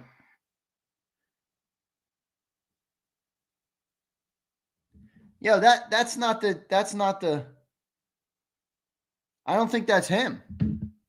It wasn't Arch. It's Michael Taffe. No, it's not Arch. That's a fake news. Fake news. I've already debunked it. Rome, I've debunked it, brother. So you're right, though, in that people put out that it was Arch. See that? Arch Manning visibly upset in the tunnel, and then somebody added a community note or whatever it's called. That's not Arch Manning. It's Michael Taffe. And then when he walks forward, you can see it's actually not Arch. It's that dude. Some stiff. Well, keep crying, dude, in the tunnel. Rome, here's where I agree with you. Anybody that acts like that in a tunnel is a fucking child. Come on. You're playing a game here. Now, you're good, Rome. You're good, bro. Rome, I don't think it was you that spread it, all right? You're good. You're good. Arch got to be better, though. He is not good in the football game. So.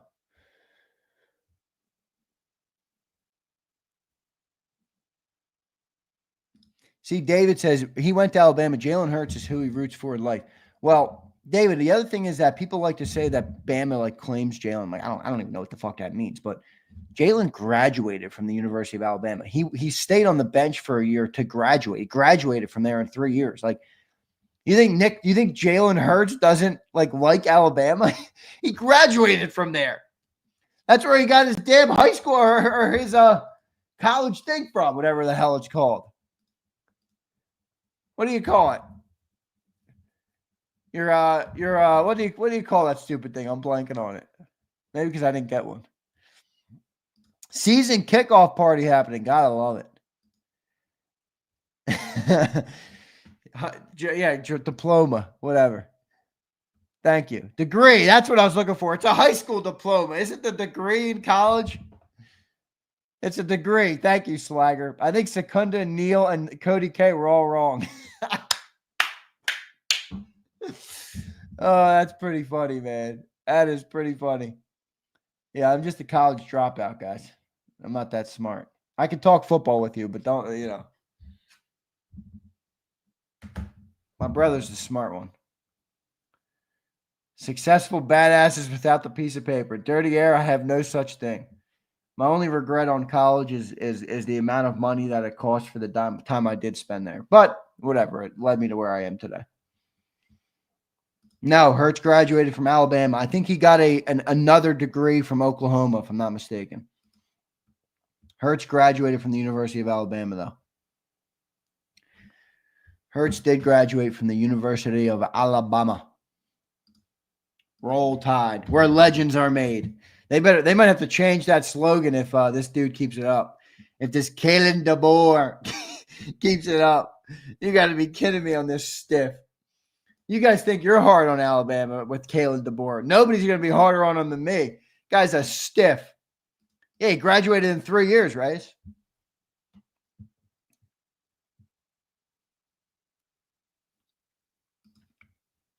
Graduated in 3 years. Hurts is a smart dude. There's no doubt. Hurts is a smart dude. Jalen Hurts, Alabama graduation. Yeah, he graduated earning his bachelor's degree in communication and information sciences in 2018. He later pursued a master's degree in human relations from the University of Oklahoma. So he got both. Yep. His degrees from Bama, his undergrad degree is from Bama, and his master's is from Oklahoma. Yeah, so smart dude, for sure. Maverick says, what is Sills' win-loss for the Eagles this year? Please tell me he said 5. He did not say 5. I think he has, what do you have, 11 wins? Maverick, you got to ask him today, dude. Go and ask him today. He'll be live from 2 to 4 today. He's not going 2 to 6. He'll be live 2 to 4.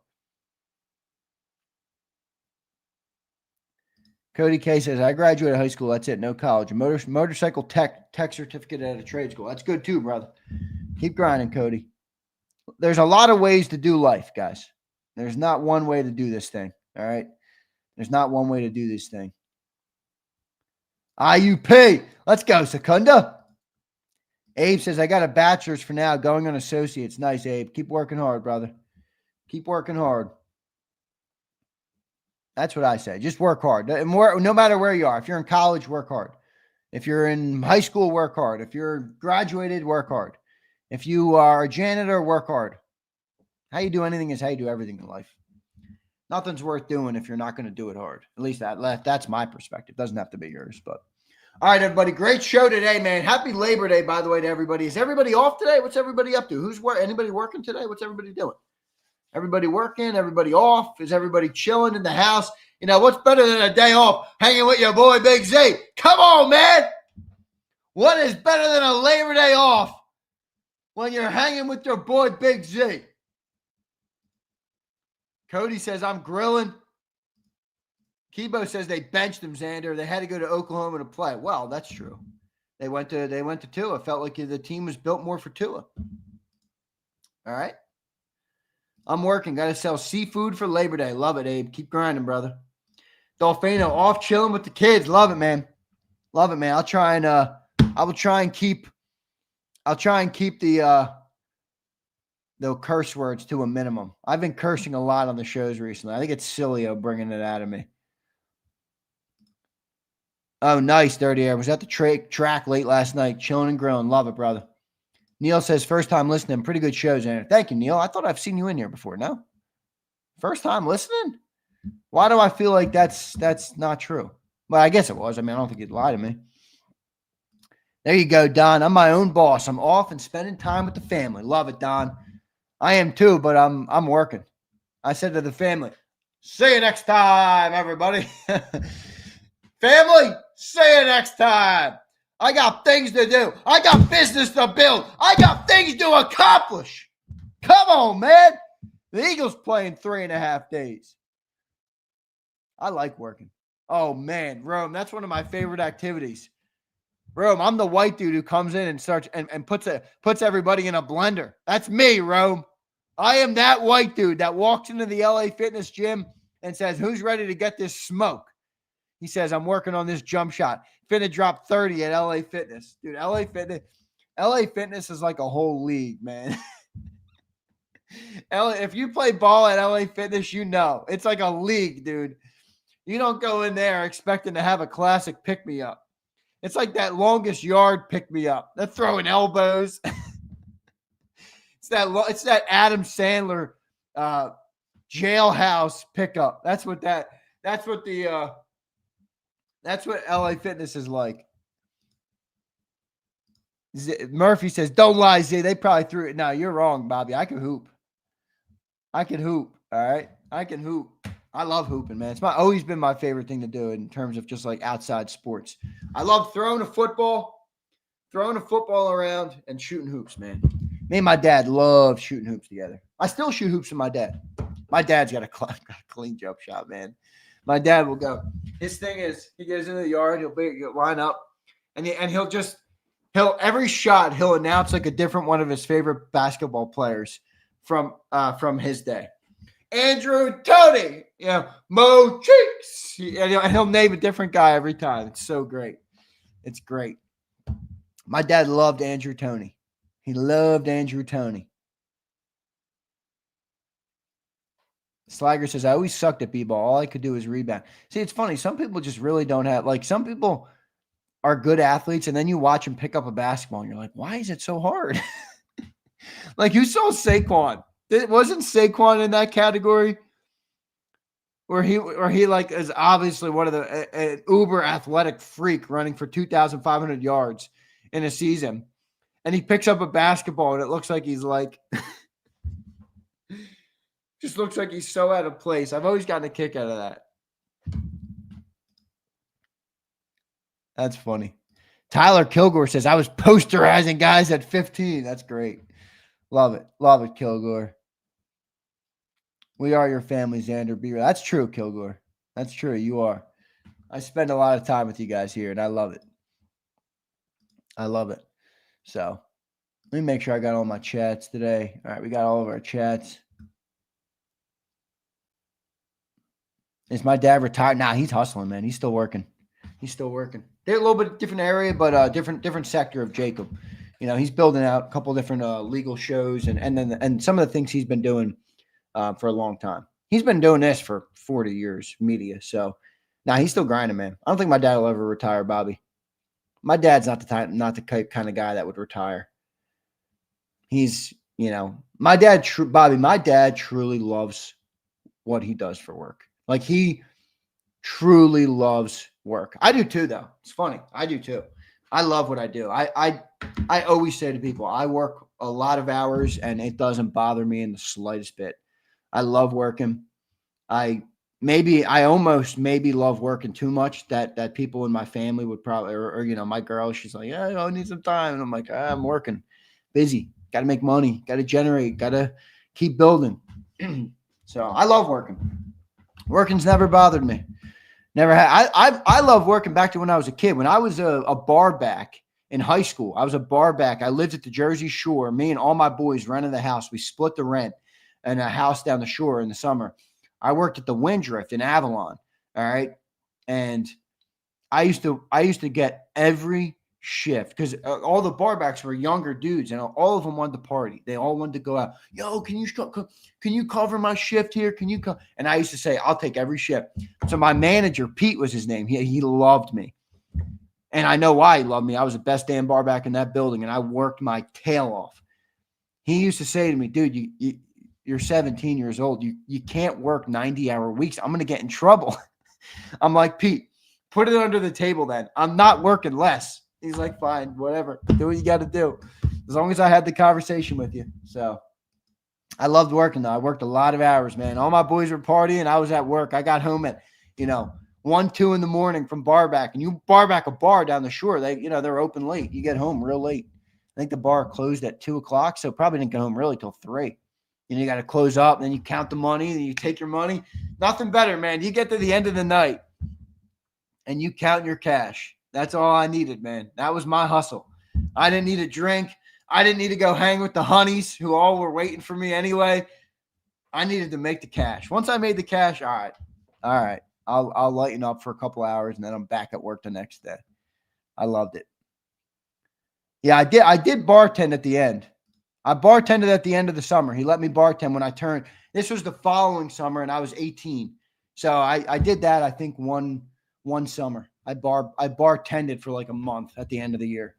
and then I once I left, I told Pete, I was like, I'm done now. I'm going out. I'm leaving. I'm not coming back to the restaurant business. Although I will say I did love the grind of the restaurant business. I did, man. I did. I love the grind. You know what they say? The only place success comes before work is addiction. That's true, Slager. It is, man. It is. My next phase in business right now, and JAKIB specifically, like Joe asked if we're adding a show, and that's not what I'm wanting to do at all. Maybe like one day in the future, but not this year. Probably not next year, to be honest with you. But my next thing I'm working on is like systems. I'm trying to build systems because I've always been such a hustler, and that's good. But when you hustle so hard, you gotta be able to zoom out and see your business and say, all right, where can I put systems in place where things can be replicatable, things can survive if I'm not there every second. You know what I mean? So that's the one thing I'm working on now. I'm trying to really build out systems, bring in a team of people that kind of, make the editing, make clips from our shows, promote it across social media, cross-post it everywhere. That's what I'm doing right now. Exactly, Dirty Air efficiency. That's what I'm focused on right now. So it's fun though. I love what I do again. And if it doesn't happen now, it's all good. Start using AI, Jason. We use AI. Believe me, we use a lot of AI. It's all good. You got to be careful with it though, because if you use AI so much that you'll just take the realness out of what you do. You know what I mean? Like I think one of the reasons that people like listening to me, if I'm assuming they like listening to me. If they don't, maybe they don't. I don't know. But it's because I try and be as real as I can. I don't bullshit you guys on anything. I don't sugarcoat nothing. I say who I am. You know who I am. You know the way I act. You know everything about me. You know most of the things about me that I share here. I try and be real. It's one of the things I try and always maintain. Maverick, I will not respond to this question. All right. I will not respond to said question from Maverick. Come on, Maverick. Don't put me in a bad spot here. All right. When I was barbacking, though, Maverick, I'll tell you this. We had the house with me and all the boys. All the honeys were waiting for Z to get home. I'll tell you that. 2:30 in the morning. The honeys were waiting for your boy. All right. That's pretty funny. That's pretty funny. Abe, relax. Relax, Abe. No, I spend a lot. Believe me, A-team. Spending money is not. I am not shy when it comes to spending money. That's why you guys are like, holy crap, you bought a lot of hats. I'm like, dude, hats are the cheapest thing I buy. Are you kidding me? You know how much money leaves my account on a monthly basis? It's nauseating, but I love it. All right, I love it. I wouldn't change it for the world. I really wouldn't.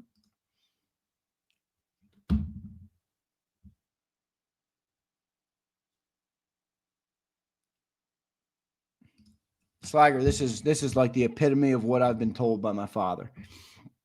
Derek Jeter said best advice he got was his father before he went to the minors. He said something like, there are bigger, faster, and stronger players, but there better not be one who outworks you. That is the story of the lessons my father has taught me in life. Don't allow yourself to be. There will be people smarter. There will be whatever. Do not allow yourself to be outworked. And I can honestly say, if I'm not as successful as other people, that doesn't bother me. My life is me versus me. How can I be better than I was yesterday? How can I be better than I was last year? How can my business be better than it was last year? I don't compete with anybody. I really don't. I'm not interested in it. I'm interested in competing with myself.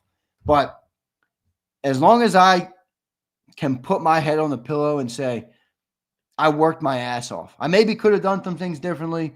I maybe can improve on this, but I know I worked my balls off today, and I had a good day. That's Slager. That's a great lesson right there from Derek Jeter's father. All right. Tyler says, Zander, my ears are hungry. Tyler, come on, man. It's Labor Day. Come on, Tyler. Gotta love it. That's true, Big Mike. Yeah, to win, you have to out-hustle the hustler. Big Mike, I try and do it, my friend. But again, Big Mike, to win for me means to be better than I was a year ago, a week ago, a day ago, an hour ago. That's how I quantify winning. It's not comparing myself to other media companies. I know everybody loves to do that. Everybody. It's like, that's not how I gauge success. It's not how I gauge it at all. But I get it. It's a part of the beast. But I live in my world, in my bubble, and I want to make my bubble optimized. Everything else is bullshit to me. Doesn't matter to me. Other YouTube channel, other media. What the fuck do I care? They're all going to do what they're going to do. I got to continue to do what I'm going to do and make my business the place to be. Hard work beats talent when talent doesn't work hard. I love it. A little bit of Lombardi on this Football Monday. All right, here's a football question. Let's get back to football for a second. Eagles-Cowboys, Thursday night game. All right. In all honesty, and I want anybody here who's not an Eagles fan, what are the key matchups in this game for you? Like, where do you think – I know we're a better team than the Cowboys, but it's any given Sunday in this league. We all know that. If the Cowboys are going to give the Eagles a hard time in any spot, where do you see it being? Because I'm struggling to see it. I mean, I think they improved the interior of their D-line a little bit, but they significantly lessened how much pressure they're going to get. Their edge rushers are terrible. So I don't really see it being – I mean, it's like I always get a kick out of that. It's like, you know, we got Kenny Clark to stop the run. And I think Kenny Clark's a fine player. He's a good player. But, like, are we not going to – can Saquon not take a pitch to the outside like he did in the first play versus the Commanders they took to the house in the playoffs? You know, like Kenny Clark is a good player. You're not going to stop Saquon. Saquon versus a Parsons-less defense. I want it the other way, Reyes. I know you think we're going to beat the shit out of them. See, this is a good one. Secondary, if Dory is out there, it's a mismatch. I agree. Cowgirls have to stop the run. There's no doubt, Maverick. Testing our cornerback, too. I think that's the biggest one. For sure. Neil says Pickens versus Adoree'. Yeah, if I'm the Eagles, I'm trying to get it. I don't want Adoree' on Pickens at all. I think Pickens is kind of a nightmare for Adoree' Jackson because he got to take the top off. I mean, and Dak's been doing that. Anybody who's followed any of the Cowboys training camp, Dak's been going deep to Pickens. He wants Pickens to be his. He wants to spread the field with George Pickens. And then now you got CeeDee Lamb operating out of the slot. Well, I'll tell you what. On paper, Dak with CD and George Pickens is a good looking trio. Now they don't have a running game. Their offensive line is shoddy, so it's probably not going to work as well as it sounds. But if they do have instances where their offensive line plays well and their running backs emerge, I think they have like Miles. Who's their running backs? Miles Sanders and who? Who do they got? But anyway, if it does emerge, if they are able to do it, I mean that passing game can rack up some yards. I mean, Dak is a volume thrower. CeeDee Lamb I know Eagles fans have a hard time admitting this. I've never understood this. Eagles fans are like, oh, CeeDee Lamb's not good. I'm like, what? Guy had like 1,800 yards in a season. Are you under the impression you can rack up 1,800 yards without being a competent, good receiver? Come on. CeeDee Lamb's a good player. So if you have him crossing, working out of the slot across the middle of the field, different types of routes, you got pass happy Dak, and you got Pickens spread in the field. If that offensive line can hold up, they're going to be able to throw the ball a little bit. So Adoree's probably the number one for this game. Vulnerable says, I want to see no mercy on Thursday. It's the Cowboys. I want blood. Embarrass them. I think so, Vulnerable. I mean, I'd like to see that as well. All right, I'd like to see that as well. Obviously, everybody wants to see the Cowboys get their ass beat. But, the Vulnerable, I think the toughest thing about beating the shit out of the Cowboys in week one is that it's week one. And that week one is always going to be the ugliest brand of football of the year, basically. I mean, we don't really play preseason. Like, look at what they've done. The NFL has done with preseason at large. It's just now week 1 through 3 are brutal, right? I mean, me and John talked about this earlier on today's show. The Eagles had 3 turnovers in week 1 last year and still won. It was an ugly game. It wasn't like, oh, wow, what a great blueprint for success for the team. No, it wasn't at all. So that's probably the one thing I think is really in the Cowboys' favor, that it's week 1. It's week 1. And the ball going to bounce different ways, and there's different things that can happen. And, the teams might not be running at their highest capacity just yet. That's the biggest advantage for the Cowboys, is that they got week 1. All right. Neil says, where the Eagles' defensive ends get home, on paper, they're an average DE group. Hopefully they show some promise. They're definitely average on paper. I mean, I think Neil, the thing with the defensive end group with the Eagles right now is that all the good on paper is projection. It's all projection. Like, I'm confident. I like Nolan Smith as a player. I like Jalen Hunt as a player. I think both of them are going to have good careers in the NFL. But for looking at the here and the now, not the future, not 26, 27, and 28, right now, I mean, Nolan Smith played a half a year good. I know he had a great playoff, so he's coming off a high. He had a great playoffs, 4.5 sacks in the postseason, obviously a great playoff performance. But he played a half a year. Jalen Hunt had 1 sack last year, I think. Like, this guy doesn't have a lot of reps, man. He doesn't. So it's all projection.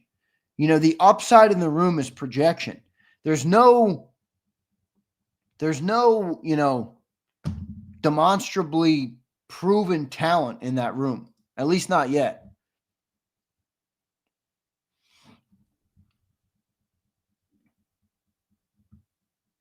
Oh, man, that was nasty to watch. CD thought that hit from the ref was bad. Wait until Coop gets to him. Well, Cooper can definitely hit, man. He hit Derrick Henry last year, but how about that hit, man? That ref who ran into CD, I think it was CD's fault, to be honest, but brutal. You do not want to see your star receiver getting hit like that on the sideline. Can you imagine if AJ Brown got taken down like that on the sideline? You'd have been like, what the fuck? What the holy moly? That was a nasty hit. It really was. Really was a nasty hit. Maverick checks in. What's up, brother? Xander, if Jordan Davis comes into his own, it's over for the rest of the league. Maverick, what's that mean to you, though? Does that mean 3-down player? Does that mean gets after the quarterback? Does that mean can rush the passer? Does that mean the best run stopper in football? Like, what's it mean to you? Maverick, define what you mean. Come into his own means what to you? 3-down player? Is that what it is? Tony says, Big Z, I like your POV ZK's garage video. Thank you, dude. That was a good video. That was my first time doing it, Tony, so I'm going to optimize my setup a little bit. Do I have my hat in here? Yeah, I do. See, I got the mount, Tony, it just sits on there. So I put this on, and the camera sits, but I got to put it up because I got to be able to see. So the camera sits, it clips in right here and just goes right here. So I'm trying to lower it a little bit. I almost want like a chest mount because I feel like right here would be money. POV from right here would be money off the chin. But It was a little high for my liking, but that's all right. It looked good. I'll get better at it. That ref would have I was thinking that, Bobby. Bobby, right when I said that, I was thinking that. AJ might have did more damage on the ref than CD did. AJ probably would have done more damage than CD did.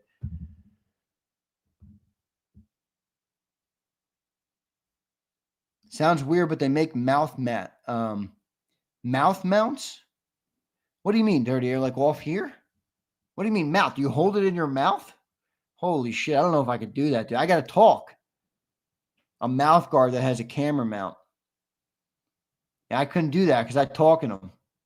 Maybe I could do that for like a what's it called when you make the sound as like human as possible? Binaural or something? Binaural sound. Dirty Air, you might know something about that.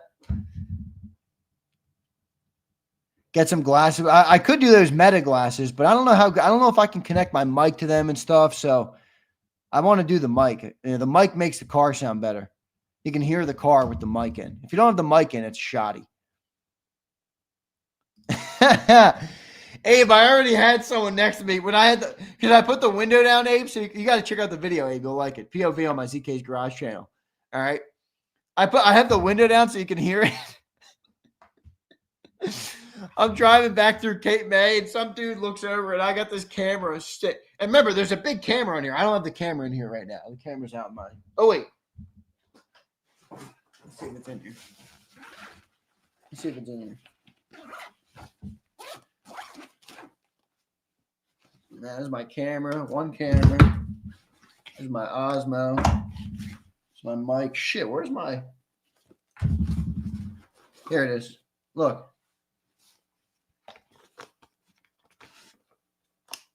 Boom, magnets in.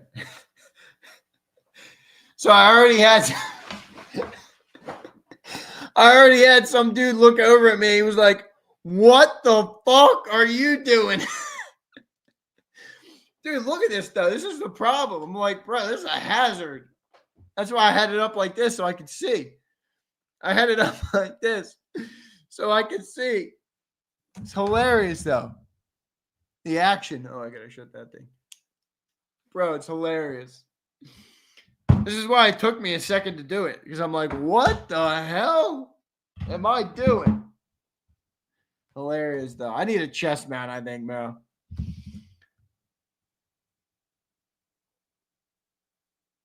I don't know. It's funny, though. I'm driving a car, Maverick. Shut up. Back in college now. Never too late. Holy shit, Philly. Is that right? Should I go get my degree? The problem is I looked into it, Chicago. It's like 80 G's for the next 2 years or for the next like 3 years. I don't know, 50 grand, 60 grand. I could go to the cheapest school possible. I don't know. What's it cost, dude? The cost of college is fucking crazy.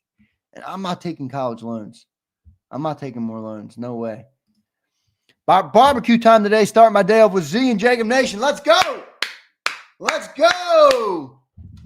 Let's go, Chicago. Z's not allowed within 50 yards. Yeah, Emrace. I'm not a creep like you. All right, Emrace? I don't have those issues. The hell? Brent, what's up, my dude? All right, everybody. Great show today, man. Great show. We had John for like an hour and 10 minutes. Let me actually go and pull that open. Pull that open.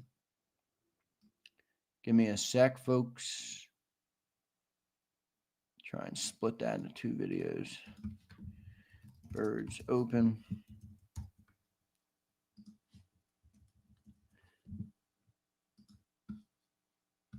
Yeah. This guy. Welcome to the show, dude. My boy needs just for men. Yeah, you're telling me, dog. I think I wear hats every day. I like hats. I don't care. Yeah, that's what I'm trying to do, Bobby. Right now, I'm trying to get a house. I'm trying to pick up a house. I don't know though. Honestly, I don't know if it's the right move to start. Like I put money away from trying to put money away for down payment, things like that. And then it's like you get there and you're like, all right, do I want to go call 50 grand down payment, which honestly is probably not enough in many scenarios. All right. 50 grand down payment, whatever your mortgage is going to be. You got to furnish the entire property. You got all the other costs that come with owning a home. All right. You got whatever, electric, water, all the other bullshit. Okay. It's like, I almost think renting is better. And then Sig Lord brings up the point that they're trying to do, which is pretty sad, to be honest, man. You will own nothing and be happy. It's like sad. Like, think about that, Sig Lord. It's like actually happening.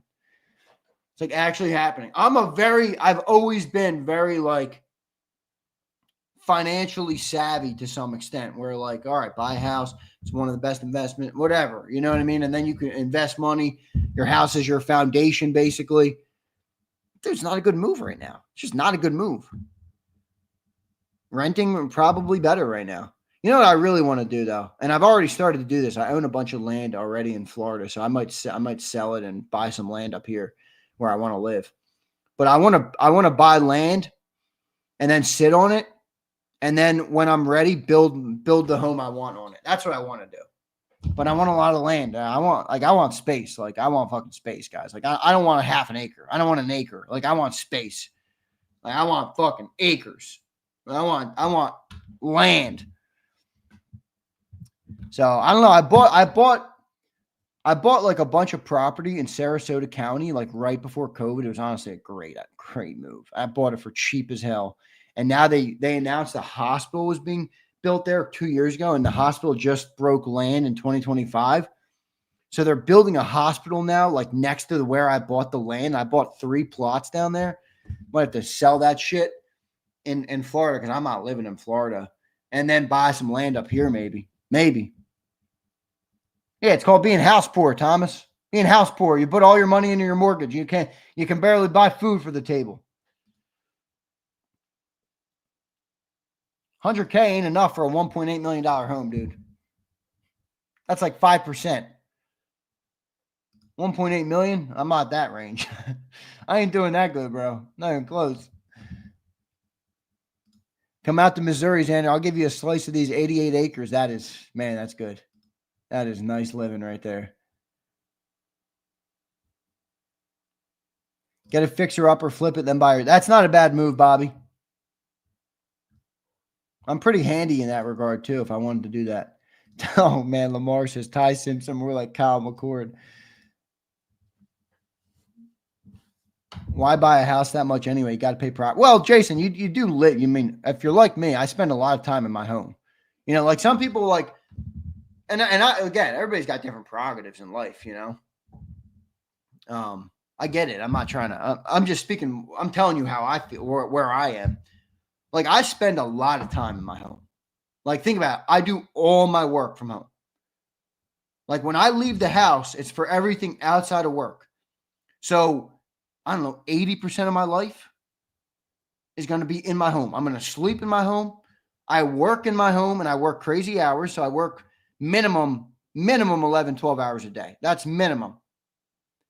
So, like, you know what I mean? Like, I'm going to be in my house a lot. I'm going to pay I'm willing to pay more to have a good, comfortable home that has the office I need, that has a place I can raise children. Like, so I get it. Like, I get why people want to buy a nice home. You know, if you're out of the house all day, I mean, shit, yeah, what the hell? You need a bed to sleep in, for crying out loud. Buy new construction, sell in 5 years. Fly Park's not a bad move. 5% is first time buy rate up to because 500K. Yeah, well.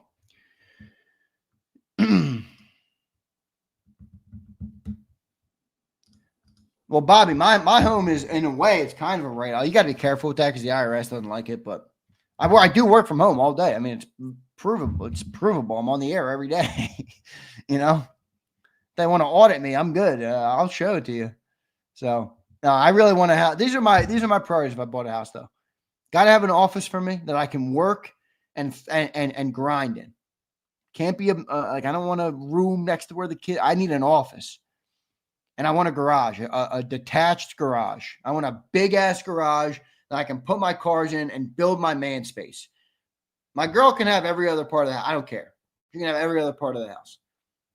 I need my garage and my office. That's all I care about. That's all I need. My garage and my office, baby. And I'm good. Kitchen, honey can make it. I got LLCs, Bobby. I got already too many of them. I got mine. Mine's a holding company. Then I have my 2 businesses, JAKIB Sports and ZK's Garage, under my holding company. And then I got a real estate LLC for the land I own. I got a bunch of LLCs, Bobby.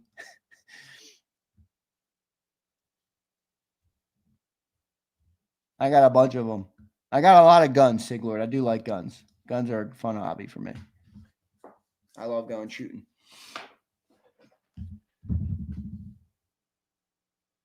Yeah, that would be sick.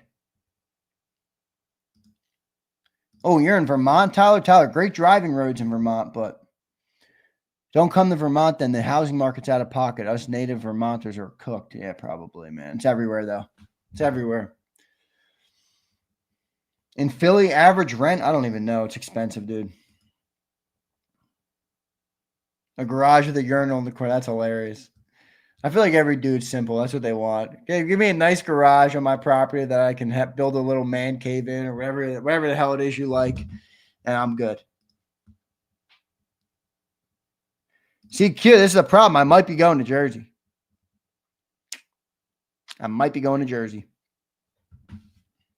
Oh, dude, Dirty Air. I know the Tail of the Dragon. Tail of the Dragon is sick.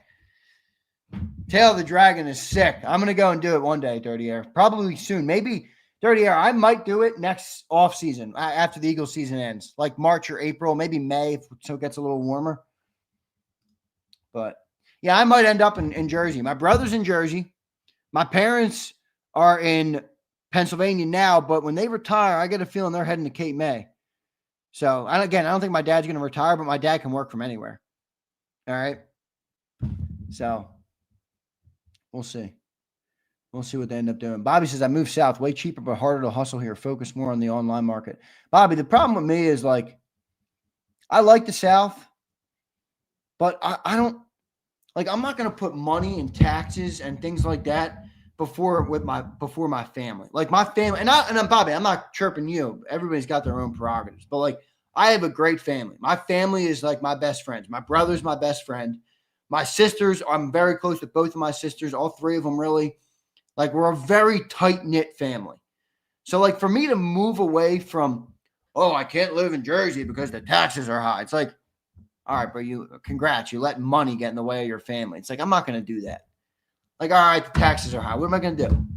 Fucking move to Florida to get better taxes and be away from my family because I didn't want to pay a couple extra bucks in taxes? I'm not going through my life letting what the tax rate is dictate exactly what I do. That's fucking modern slavery. What the hell? Don't go here. No, fuck that. I'm doing what I got to do. Now, is there different pros and cons? Absolutely. Absolutely there is. But that's my one problem with that, Bobby. I try and, I want to be close to my family, man. That's more important for me. Yeah, cute. Oh my gosh, the New Yorkers in buying in Jersey, it's brutal. That's why I'm going more south, though. My brother's up in North Q because my brother owns a business. He has a business in New York, and he lives in North Jersey. And same problem with him. He rents right now. He has a beautiful home that he rents, but and he's gonna make it. He's gonna do well in life. My brother. He's a smart dude. My brother, but yeah, the same thing happened with him, and his price range was higher than mine is. That's for sure. So I used to say, Jersey, you make it, they take. Dude, Bobby, it's almost incomprehensible.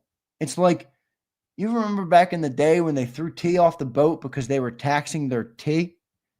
They taxed their tea and they revolted. Now it's like 60% of everything you earn is ours. It's like, what? Holy, what? And that's normal now. That's why, like, John Secunda, if you're in the chat, Embrace, this is why, like, I got no problem with people who don't think like me politically. I really don't care. I'm not one of, I have my thoughts on politics. I'm conservative minded. That's always the way I've been.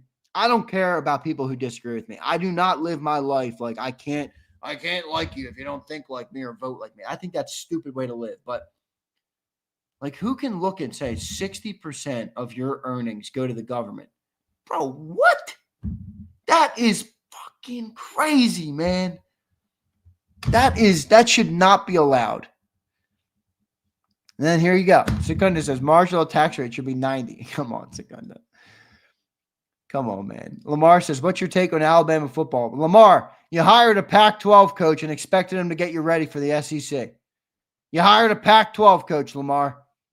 Lamar, I said when it happened, why would we hire this guy? But I wanted to give him some time because I'm an Alabama fan. I wanted to let him breathe. I wanted to give him a chance. Guy stinks.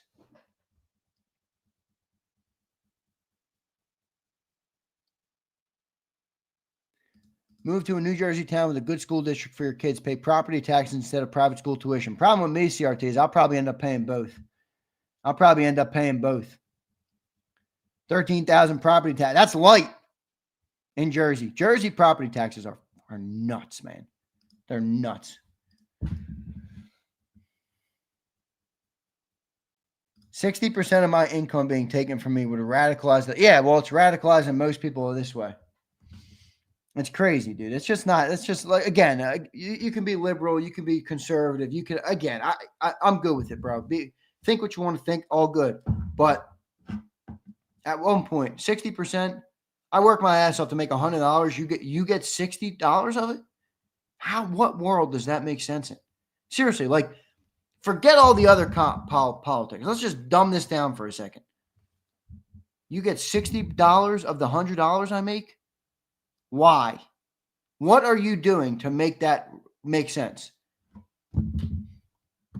It's like take 20% so that we can have a police force, that our streets stay safe, or that, we have a working society. Like, I don't know. Whatever. I don't want to get too deep in the weeds in this, but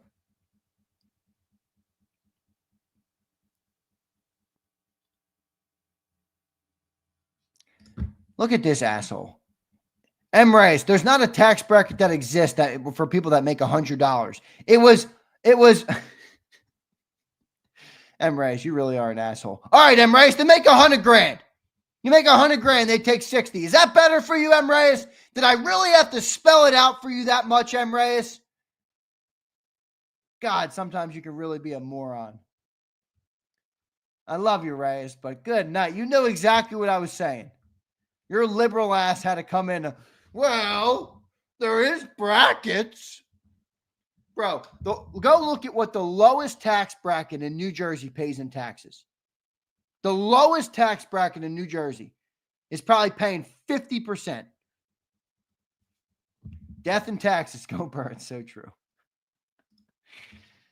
LMAO, Genzi, these aren't for mini millionaires. I am nowhere close to a mini millionaire. I am just like all of you, trying to get by, trying to build a house, trying to buy a house, trying to put my future family and my woman in a position where we can have kids and thrive and build a life. I'm trying to do what you're trying to do too. Come on. I guess this show became Accountant 365. It did. Hey, quit crying, cispot. All right, I love all you guys. I'm getting out of here. Appreciate it. We'll have the National Football Show today from 2 to 6. All right. No, 2 to 4. Excuse me. It's not a full show today. So 2 to 4 from the National Football Show today. And we're ready to rock. It's game week, everybody. So lock in. We're going to have tons of content on the channel. I'm excited, man. I'm excited for the football for the football season to be here. There's no doubt about it. All right. So love all you guys. M. Reyes, take the day off. I don't want to see you in Cilio today. John Secunda, take another day off. You as well. I love you, brother. You know I do. All right. See you next time, everybody. You've been listening to Birds 365, the destination for the passionate Eagles football fan who bleeds green. If it's Eagles football, we're talking about it. Debate inside the locker room and guests that are some of the greatest football minds from around the region. We hope you enjoyed the show. We know we had a blast. Make sure to like, comment, and subscribe, and we'll be back soon. But in the meantime, hook up with us on social media at JAKIB Sports. See you next time on Birds 365.